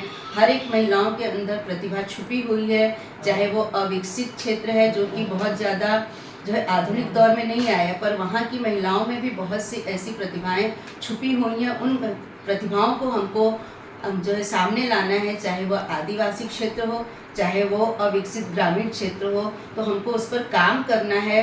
और उन महिलाओं के अंदर कौन कौन सी ऐसी कलाएं छुपी हुई हैं उनको हम जितना आगे लाएंगे, जितना डिजिटल प्लेटफॉर्म पे लाएंगे, उतना हमारा देश विकास करेगा। धन्यवाद। Hello, my name is Avni Rayani. My topic is Advancing Hypertension Therapeutic, a research journey from lab of prescripted. So, first of all, abstract ethanol is used to alone in combination with other medical to treat high blood pressure. It is used to prevent angina and heart attack. It is called beta blocker. Introduction. Drugs name ethanol. This drug is synthesized by Dr. Jamen's blog. Class beta blocker or beta 1 receptor antigens. Color white. Genetic name Tenormic. Brand of name this India Tenormic 25. Drugs of action 24 hours. Use treat to hyper blood pressure and irregular of heart rate. Mechanism of action. See the figure. First figure is take the beta blocker drugs and then action these drugs to human body in receptor block to the high heart rate, and the third figure is high heart rate to come normal heart rate. Thank. Hello, my name is Priyanka Waghel. Topic is Advancing Hypertension Therapeutic, a research journey from lab of prescripted.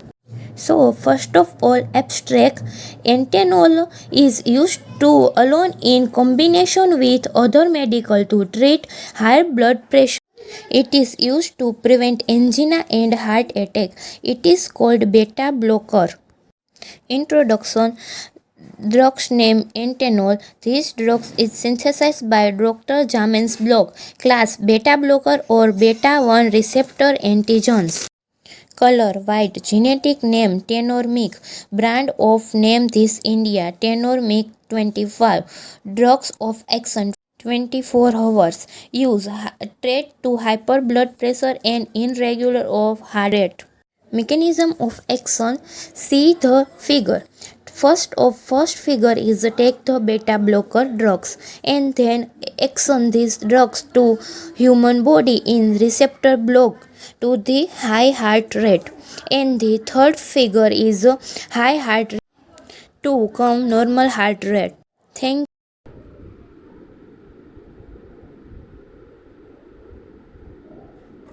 Good evening, myself Dimple Chetloja, and my topic of poster is antimicrobial activity of honey and their effect on selective pathogenic bacteria like E. coli, Salmonella, Streptococcus and Staphylococcus. So we check the antimicrobial activity of honey against this bacteria because honey used as medicine to cure many diseases like throat infection, skin infection, eye infection, tuberculosis, asthma, dizziness, etc. So we take the different sample of honey like natural honey, Patanjali honey, Sandhu honey, Dabur honey, etc. And for this project we check the purity of all these honey. In grade wise, the first and most pure honey is natural, then Zandu, then Patanjali and then Dabur. For the testing of this purity of this honey, we use some method like pepper test, flame test, vinegar test and etc. After the check the purity of honey, we isolate the bacteria in lab and then we perform method for check the antimicrobial activity of honey is cup borer. For this, we ready the culture of unique inoculum, test sample, our agar plates, micropipettes, and all are sterile. After that, we perform the cup borer method, and next day we show the zone of inhibition against this pathogenic bacteria, and we show that natural honey give more antimicrobial activity against this all the species. During this project, we also take the review of Ayurvedic doctor Dr. Khyati Thakkar, and from that review, we can find that honey not only used in medicine but also very useful in diet in our regular lifestyle, because honey has no any toxic compound and no any harmful compound. We can take this as a natural product, and that is very useful for our body. And then other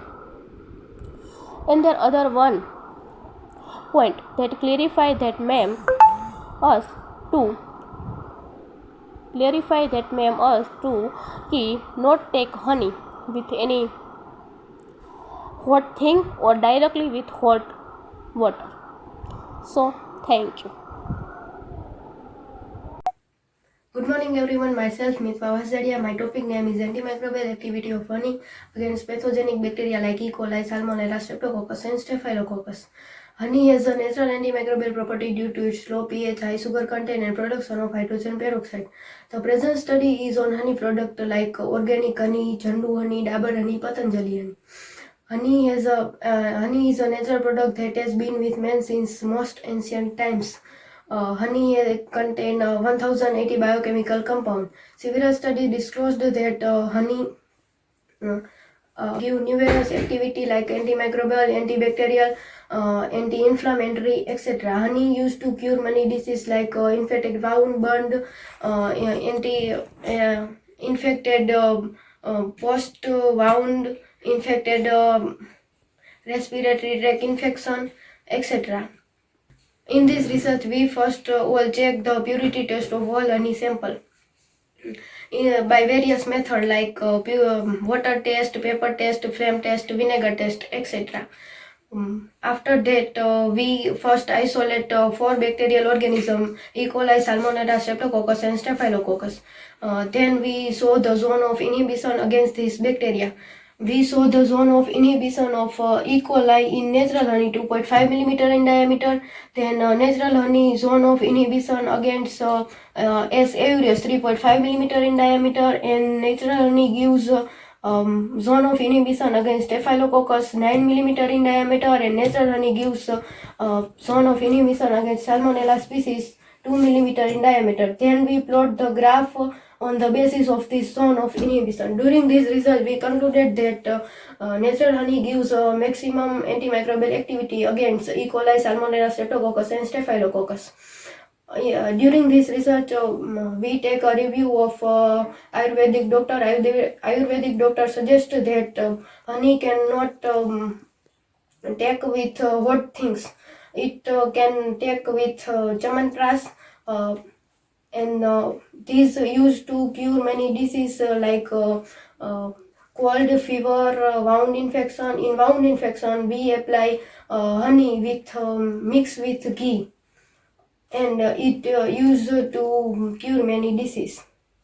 Thank you. If you have any query on this research, you have to contact me at any time. Thank you. My name is Kasun Rehmansi and my research topic name is Microbial Analysis of Drinking Water Sample collected from different areas of Morbi district. This study will conducted to evaluate the quality of drinking water of the Morbi district. A total of 6 drinking water samples were collected from different sources like tube well, lakes, taps in different places of Morbi district. The samples were analyzed for microbiological parameters. To detect the quality of drinking water, different microbiological tests will be performed, like SPC, presumptive, confirmed, complete, etc. Here we detect that from these 6 water samples, how many samples cross the WHO guideline value. If the water sample is fecal contaminated or the sample contain other pathogenic organism, this type of water sample is not potable by human or peoples. because that kind of sample cause different types of waterborne disease. According to WHO, 1.7 into 10 raised to 6 death occurs per year due to unsafe water supplies. For this test, first we are performed SPC test, and in this test, out of 6 water samples, 2 water samples are obtained contaminated by organism. As these 2 water samples contain more than 100 colonies, they are not potable by human. For the further test, we are performed presumptive test for the confirmation of coliform bacteria in water sample. In this test, we obtain the coliform bacteria only in well water samples. For the confirmation of the coliform bacteria, we further performed confirm test. In this test, we obtain the presence of coliform bacteria in this well water sample. After that, we perform complete test, which also indicate the presence of coliform bacteria in well water sample. For the confirmation which type of coliform bacteria are present in this sample, we performed biochemical test, and in this test we obtained that the E. coli are present in the water sample. Good morning. Myself Kinjal Bajala. I am come from Srimati J. Patel Mahila Science College, Morbi. Today my topic is the natural dyes extracted from the plant. Most of the synthetic dyes are found harmful and toxic. Natural dyes are obtained from natural sources such as plants, insects, and minerals. Among all the plant based dye sources like bark, leaves, flowers, seeds, the main ideas of extracting dyes from plant sources is to avoid the environmental pollution. What is dye? First of all, dye is a natural or synthetic substance used to add color to any material including textile, cosmetic products, food products. Dye is generally applied in an aqueous solution and may require mordant to improve the fastness of the dye on the fiber. Natural dyes are dyes or colorants that extracted from the plants, invertebrates, and minerals. The majority of natural dyes are vegetable dyes from plant sources from root, berries, bark, leaves, and other organic sources such as fungi and lichens. Preparation of natural dyes. First of all, collect plant materials when they are at their peaks of flower, color. Dry them instead. Chop all the materials into small pieces. Take requested amount of material and water depending upon the dye sources and boil maintaining the MLR. MLR is one type of biological technique to used extracted from the natural dyes from the plant. Boil the mixture at least for 1 hour. Strain the material and set the dye above side. Some example of natural dyes: turmeric, indigo, madder, ratanchot, and arjun tree. The main color of natural dyes depending on the chromophoric group of the colorants. Chromophoric group is a one type of chemical substance. They form different colors with different mordants. Some plants may have more than one color depending upon which type of plant one used. Most organic compounds dye possess color because they absorb light in the visible spectrum 400 to 700 nanometers. Some are basic application of natural dyes. We use natural dyes in pharmaceutical, cosmetics, agriculture, plastics, decolorizing agent, food, dye, sanitized pH indicator, paints, and also use. Conclusion: established proper characterization and certification protocols for natural dyes would definitely improve consumer confidence in natural dyes. Textile and wood benefit both producers and users. Now, the natural dyes are not substitutes of synthetic dyes, they have their own market and. Good morning. Myself Manashmi Chow. I am come from Srimati Chehe Patel Mahila Science College, Morbi. Our topic is the natural dyes extracted from the plant. Most of the synthetic dyes are notably found harmful and toxic. Natural dyes are obtained from natural sources such as plants, insects, and minerals. Among all of the plant based dye sources like bark, leaves, flower, seed, the main ideas of extracting dyes from plant sources is to avoid the environmental pollution. A natural dye is a synthetic substance or natural substance used to add color to any material including textile, cosmetic products, food products.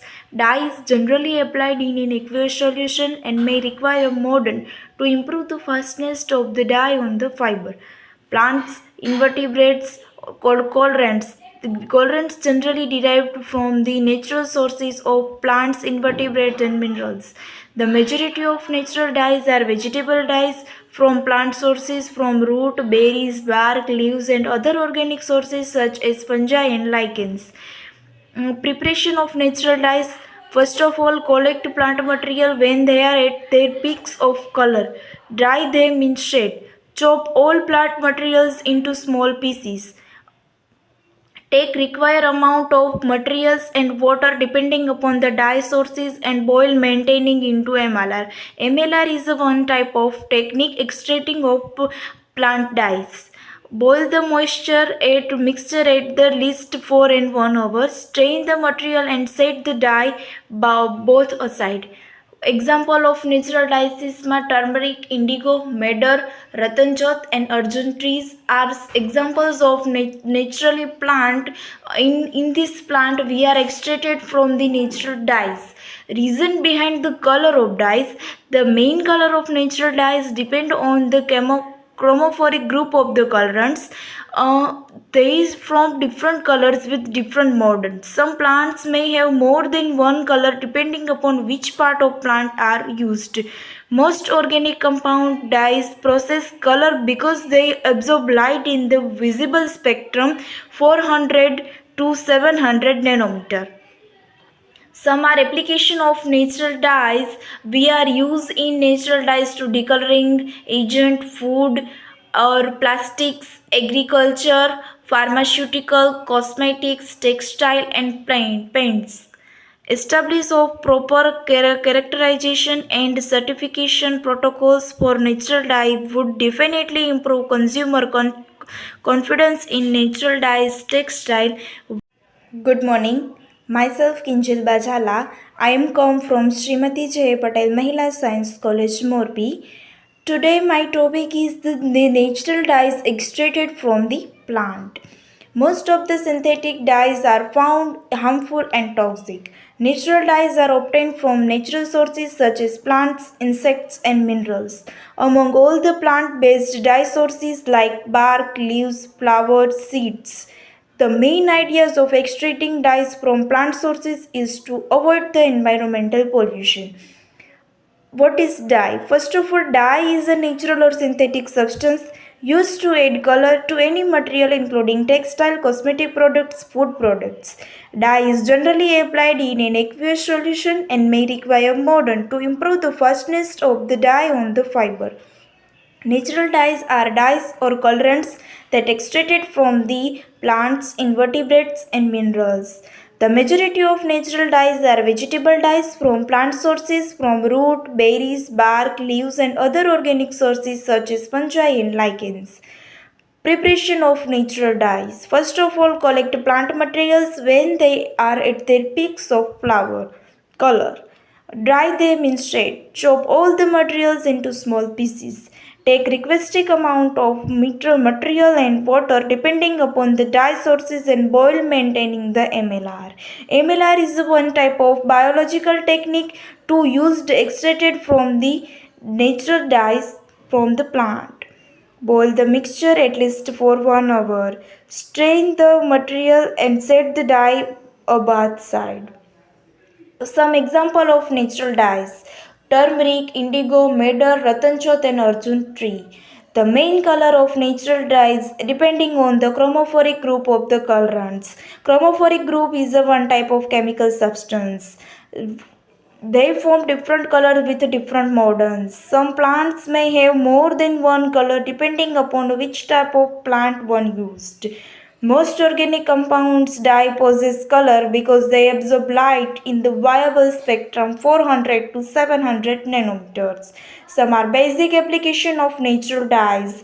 We use natural dyes in pharmaceutical, cosmetics, agriculture, plastics, decolorizing agent, food, dye, sanitized pH indicator, paints, and also use Conclusion. Established proper characterization and certification protocols for natural dyes would definitely improve consumer confidence in natural dyes, textile, and would benefit both producers and users.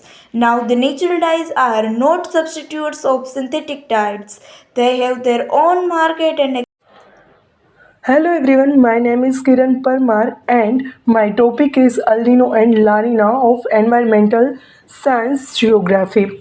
What is El Nino and La Nina? El Nino और La Nina क्या है? So El Nino and La Nina both are Spanish word. El Nino का meaning है a little boy and La Nina का meaning है a little girl. El Nino and La Nina both are weathering event. ये दोनों event Pacific Ocean में होती है। जब पैसिफिक ओशन में ऑसिलेशन की प्रोसेस होती है तब ये दोनों इवेंट जनरेट होती है। तो फर्स्ट ऑफ ऑल हम देखेंगे एल नीनो के बारे में। एल नीनो की कंडीशन में क्या होता है देखिए।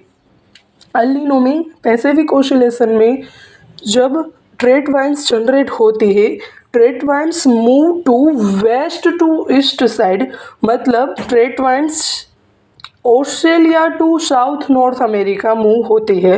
जब trade winds Australia to south और नॉर्थ अमेरिका साइड मूव होती है तब क्या होता है, तो ईस्ट साइड मीन्स के Peru coast side low pressure create होता है। लो प्रेशर क्रिएट होने के कारण अपवेलिंग वीक होती है। वेन एवर अपवेलिंग वीक हो जाती है तब फिशर सेंटर को बहुत सारा मिलियंस ऑफ डॉलर का नुकसान झेलना पड़ता है पेरू कोस्ट को। When ever low pressure create होता है तब हाई टेम्परेचर क्रिएट होता है। किस साइड हाई टेम्परेचर क्रिएट होता है, तो पेरू कोस्ट साइड यानी कि south north America side high temperature create होता है। अब हाई टेम्परेचर क्रिएट हुआ तो हॉट वाटर शेम ज़्यादा बनेगी और ज़्यादा बनेगी तो रेनफॉल ज़्यादा होगा। इसलिए पेरू कोस्ट साइड यानी कि साउथ और नॉर्थ अमेरिका साइड रेनफॉल ज़्यादा होगा, इसलिए इंडियन और एशिया साइड लेस रेनफॉल होगा। इस तरह ये एल नीनो कंडीशन हमारे एशिया के लिए हार्मफुल हो सकती है। अब देखेंगे हम ला नीना कंडीशन के बारे में। तो ला नीना कंडीशन क्या है, तो La Nina condition, La Nina means हमने कहा कि La Nina means a little girl. अब La Nina is reverse process of El Nino. अब ला नीना में क्या होता है तो देखते हैं हम। Trade winds moves to north और south America to Asia, east to west side. जब पहले west to east side move होता था अब वो east to west side move होगा, यानी कि ऑस्ट्रेलिया तरफ मूव होगा। वेस्ट और नॉर्थ अमेरिका से वेस्ट ऑस्ट्रेलिया साइड मूव हो गए ये ट्रेड वाइंड्स। तो जब ऑस्ट्रेलिया साइड मूव हो गए ये ट्रेड वाइंड्स तो लो प्रेशर क्रिएट होगा, उसके लिए इसके कारण हाई टेम्परेचर क्रिएट होगा। जब लो प्रेशर क्रिएट हुआ तो हाई टेम्परेचर क्रिएट होगा, इसलिए हॉट वाटर स्ट्रीम ज़्यादा बनती है और रेनफॉल अच्छा होता है। ऑस्ट्रेलिया और इंडिया एशियन साइड रेनफॉल ज़्यादा होता है। इस तरह ये दोनों कंडीशन हमारे एशिया को लिए इम्पोर्टेंट है। इसमें ला नीना कंडीशन में हमारे एशिया की तरफ रेनफॉल ज़्यादा होता है और एल नीना कंडीशन इंडिया और ऑस्ट्रेलिया साइड रेनफॉल कम होता है, इसलिए La Nina is better for our India. Thank you guys. Hello everyone, my name is Bhavisha Parmar and my topic is El Nino and La Nina. So what is El Nino and what is La Nina? El Nino and La Nina both are Spanish word. El Nino means a little boy and La Nina means a little girl. Both are weathering event. ये event कब होती है, तो जब Pacific Ocean में oscillation की process होती है तब ये इवेंट जनरेट होती है। तो फर्स्ट ऑफ ऑल हम देखेंगे एल नीनो कंडीशंस के बारे में। तो एल नीनो कंडीशन में क्या होता है, तो ट्रेड वाइंड्स जो जनरेट होते हैं पैसिफिक ओशन में ट्रेड वाइंड्स जनरेट होते हैं वो मूव होते हैं वेस्ट टू ईस्ट साइड, यानी कि ऑस्ट्रेलिया से साउथ और नॉर्थ अमेरिका के साइड मूव्स होते हैं। देयरफॉर ईस्ट साइड मीन्स के Peru coast side low pressure create होता है और इसके कारण अपवेलिंग की प्रोसेस है वो वीक होती है, उसके लिए मिलियंस ऑफ डॉलर का नुकसान झेलना पड़ता है पेरू कोस्ट के रीजन को। जब पेरू कोस्ट के रीजन में लो प्रेशर क्रिएट होता है उसी वक्त हाई टेम्परेचर क्रिएट होता है। हाई टेम्परेचर के कारण जो हॉट वाटर स्ट्रीम है वो ज़्यादा बनती है, इसलिए पेरू कोस्ट के रीजन के साइड हाई रेनफॉल होता है और इंडियन और एशिया यानी कि ऑस्ट्रेलिया के साइड लो रेन होता है, लेस रेन होता है। और जब अलिनो कंडीशन होती है तब पेरू कोस्ट यानी कि नॉर्थ और साउथ अमेरिका की साइड हाई रेनफॉल होता है। ये हुई अलिनो कंडीशन। अब हम देखेंगे लानिना कंडीशंस के बारे में। तो लानिना conditions is reverse process of El Niño condition. अब लानिना कंडीशन में क्या होगा, जो ट्रेड वाइंड्स जनरेट होते हैं पैसिफिक ओशन में वो नॉर्थ अमेरिका से एशिया की साइड मूव हो गए। ट्रेड वाइंड्स होते हैं वो east to west side move हो गए, यानी कि ऑस्ट्रेलिया की साइड लो प्रेशर क्रिएट होगा। इसके कारण हाई टेम्परेचर क्रिएट होगा और हाई टेम्परेचर क्रिएट होने के कारण हॉट वाटर स्ट्रीम ज़्यादा बनती है, इसलिए रेनफॉल अच्छा होता है। यानी कि लानिना कंडीशंस में एशिया की साइड रेनफॉल ज़्यादा होता है, इसके कारण हमारे कृषि क्षेत्रों को बहुत फ़ायदा होता है। और लानिना कंडीशंस में पेरू कोस्ट यानी कि नॉर्थ और साउथ अमेरिका की साइड रेनफॉल कम होता है, इसलिए वहाँ रेनी सीजन कम होता है और हमारे इंडिया और ऑस्ट्रेलिया की साइड रेनफॉल ज़्यादा होता है। तो ये ही है दो conditions, El Nino and La Nina, both are affected to our Indian monsoon. It is weathering event, not a cycle, but both are weathering event. Thank you. Topic is that the natural dyes extracted from the plant. We all know natural dyes are extracted from the natural sources. Most of the synthetic dyes are found harmful and toxic. Natural dyes are obtained from natural sources such as plants, insects, and minerals. Among all the plant-based dye sources like bark, leaves, flowers, seeds, the main idea of extracting dyes from plant sources is to avoid the environmental pollution. A natural or synthetic substance used to add color to any material, including textile, cosmetic, it is or product or food products. It is called dyes. Dyes is generally applied in an aqueous solution and may require mordant to improve the fastness of the dye on the fiber. Natural dyes are dyes or colorants that derive from the plants, invertebrates, and minerals. The majority of natural dyes are vegetable dyes from plant sources, from root, berries, bark, leaves, and other organic sources such as fungi and lichen. Preparation of natural dyes. First of all, collect plant materials when they are at their peaks of color. Dye them in shade. Chop all plant materials into small pieces. Take requested amount of materials and minerals and water depending upon the dye sources and boil, maintaining the MLR. MLR is the technique of extraction of the dyes from the plant. Boil the mixture at least for 1 hour. Strain the material and set the dye both aside. Some example of the natural dyes: turmeric, indigo, madder, ratanjot, and arjun. Main reason behind the color of dyes. The main color of natural dyes depend on the chromophoric group of the colorants. Chromophoric group is a one type of chemical substance or chemical group. They form different colors with different mordants. Some plants may have more than one color depending upon which part of plant one used. Most organic compound dye process color because they absorb light in the visible spectrum 400 to 700 nanometer. Some of the basic application of the natural dyes. We use the natural dyes in the pharmaceutical, cosmetics, textiles, plants, pH indicators, food, decolorizing agents, plastics, and agricultures. Established of proper characterization and certification protocols for natural dyes would definitely improve consumer confidence in natural dyes. Textile and wood benefit both producer and users. Now the natural dyes are not substitutes of synthetic dyes. They have their own market, and expansion of the market is not going to be at the cost of the synthetic dyes. Natural dyes is not used only in the modern time but in ancient time. The Ajanta and Ellora's wall paintings that is proof that the use of natural dye. Thank you so much.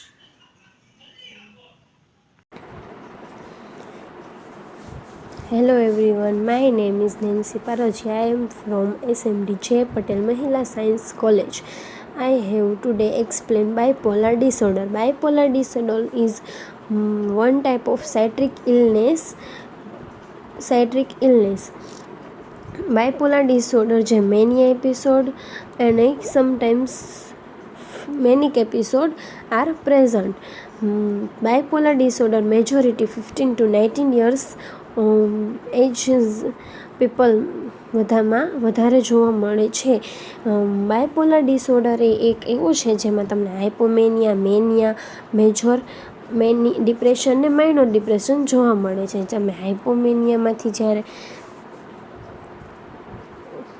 સિમ્ટમ્સમાં 5 મિનિટમાં ખૂબ તમે ખુશ થાઓ, ત્યારે તમને mood episode જોવા મળે, જ્યારે તમે સડનલી સેડ હોય ને અચાનકથી વધારે સેડ થાઓ ત્યારે તમને મેનિક એપિસોડ જોવા મળે છે. ક્યારેક મેનિયા અને ડિપ્રેશન બંને જોવા મળે છે.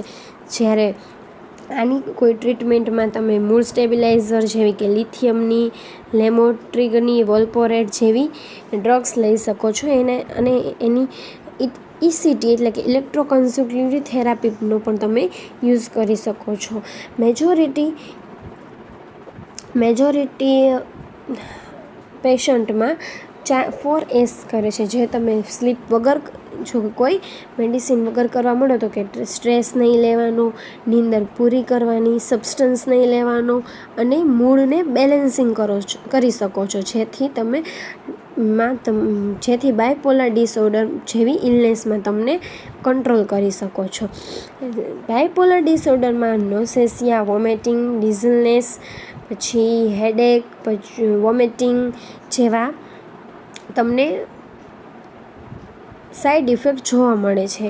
આની બાયપોલર ડિસઓર્ડર એક એવું છે જેમાં તમને એન્ઝાયટી, પછી ડિપ્રેશન, મેનિયા એક્સેટ્રા જેવી ઇલનેસ ફીલ થાય છે.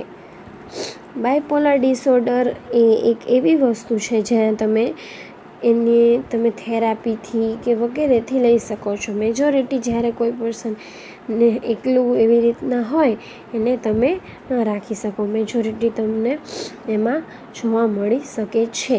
પછી બાયપોલર ડિસઓર્ડર એક જેમાં ત્યારે તમે ખુશ હોય, તમે સડનલી એકદમ ખુશ થઈ જાઓ, વળી તમે એ સ્ટેજ ઉપરથી સડનલી બહુ દુઃખ છે, તમારી લાઈફમાં કોઈ દુઃખ જ નથી, એટલું દુઃખ આવી જાય ત્યારે તમને બાયપોલર ડિસઓર્ડર જેવા એના સિમ્ટમ્સ હોય છે. Thank you. Hello everyone, my name is Sital Chawda and my topic is El Nino La Nina. What is El Nino and La Nina? El Nino और La Nina क्या है? So El Nino and La Nina both are Spanish word. El Nino का meaning है a little boy and La Nina का meaning है a little girl. El Nino and La Nina both are weathering event. ये दोनों event Pacific Ocean में होती है. जब पैसिफिक ओशन में ऑसिलेशन की प्रोसेस होती है तब ये दोनों इवेंट जनरेट होती है. तो फर्स्ट ऑफ ऑल हम देखेंगे एल नीनो के बारे में. एल नीनो की कंडीशन में क्या होता है देखिए. एल नीनो में पैसिफिक ऑसिलेशन में जब ट्रेड वाइंस जनरेट होती है, trade winds move to west to east side, मतलब trade winds Australia to south north America move होती है. जब trade winds Australia to south और नॉर्थ अमेरिका साइड मूव होती है तब क्या होता है, तो ईस्ट साइड मीन्स के Peru coast side low pressure create होता है. लो प्रेशर क्रिएट होने के कारण अपवेलिंग वीक होती है. वेन एवर अपवेलिंग वीक हो जाती है तब फिशर सेंटर को बहुत सारा मिलियंस ऑफ डॉलर का नुकसान झेलना पड़ता है पेरू कोस्ट को. When ever low pressure create होता है तब हाई टेम्परेचर क्रिएट होता है. किस साइड हाई टेम्परेचर क्रिएट होता है, तो पेरू कोस्ट साइड यानी कि south north America side high temperature create होता है. अब हाई टेम्परेचर क्रिएट हुआ तो हॉट वाटर शेम ज़्यादा बनेगी और ज़्यादा बनेगी तो रेनफॉल ज़्यादा होगा. इसलिए पेरू कोस्ट साइड यानी कि साउथ और नॉर्थ अमेरिका साइड रेनफॉल ज़्यादा होगा, इसलिए इंडियन और एशिया साइड लेस रेनफॉल होगा. इस तरह ये एल नीनो कंडीशन हमारे एशिया के लिए हार्मफुल हो सकती है. अब देखेंगे हम ला नीना कंडीशन के बारे में. तो ला नीना कंडीशन क्या है, तो ला नीना मीन्स हमने कहा कि La Nina means a little girl. अब La Nina is reverse process of El Nino. अब ला नीना में क्या होता है तो देखते हैं हम.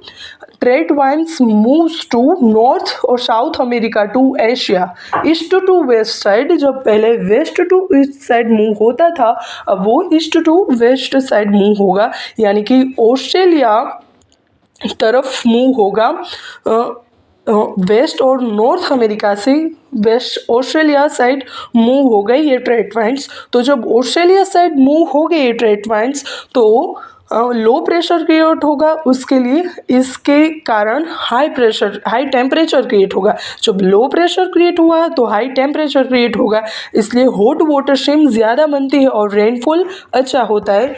ऑस्ट्रेलिया और इंडिया एशियन साइड रेनफॉल ज़्यादा होता है। इस तरह ये दोनों कंडीशन हमारे एशिया को लिए इम्पोर्टेंट है। इसमें लानिना कंडीशन में हमारे एशिया की तरफ रेनफॉल ज़्यादा होता है और अल्नीना कंडीशन इंडिया और ऑस्ट्रेलिया साइड रेनफॉल कम होता है, इसलिए लानिना is better for our India. Thank you guys.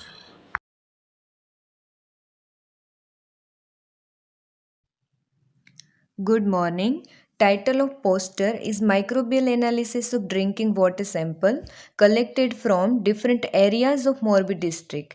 And this is the original work which is done in our microbiology laboratory, because according to report of WHO about 1.7 into 10 raised to 6 death occurs per year due to unsafe water supplies. So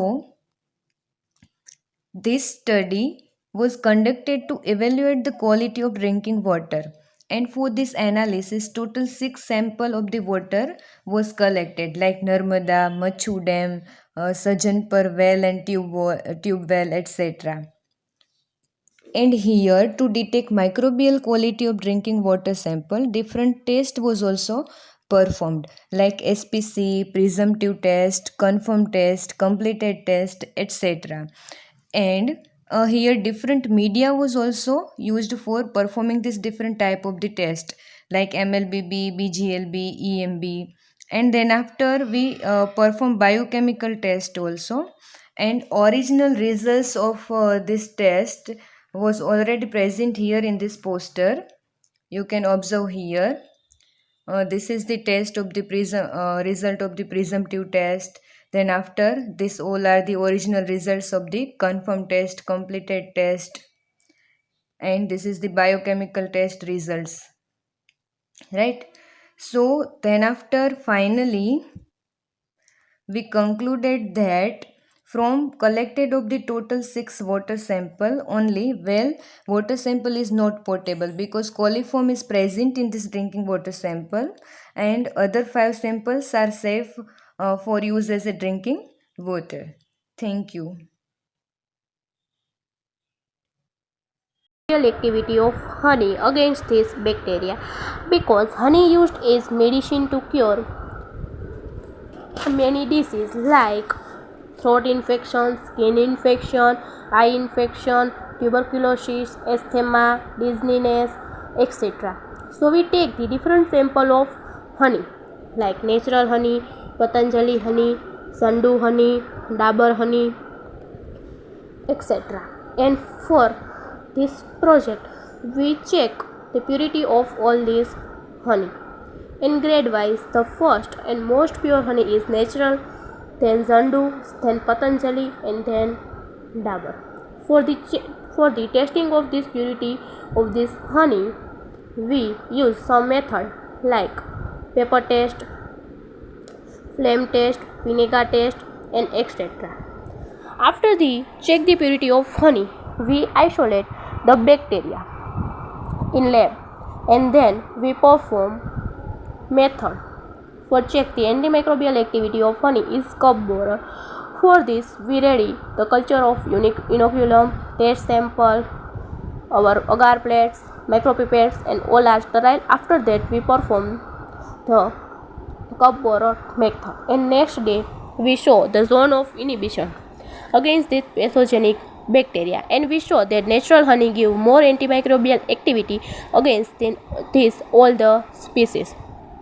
During this project, we also take the review of Ayurvedic doctor, Dr. Khyati Thakkar, and from that review, we can find that honey not only used in medicine but also very useful in diet in our regular lifestyle, because honey has no any toxic compound and no any harmful compound. We can take this as a natural product, and that is very useful for our body. And then other one point that clarify that ma'am us to ki not take honey with any hot thing or directly with hot water.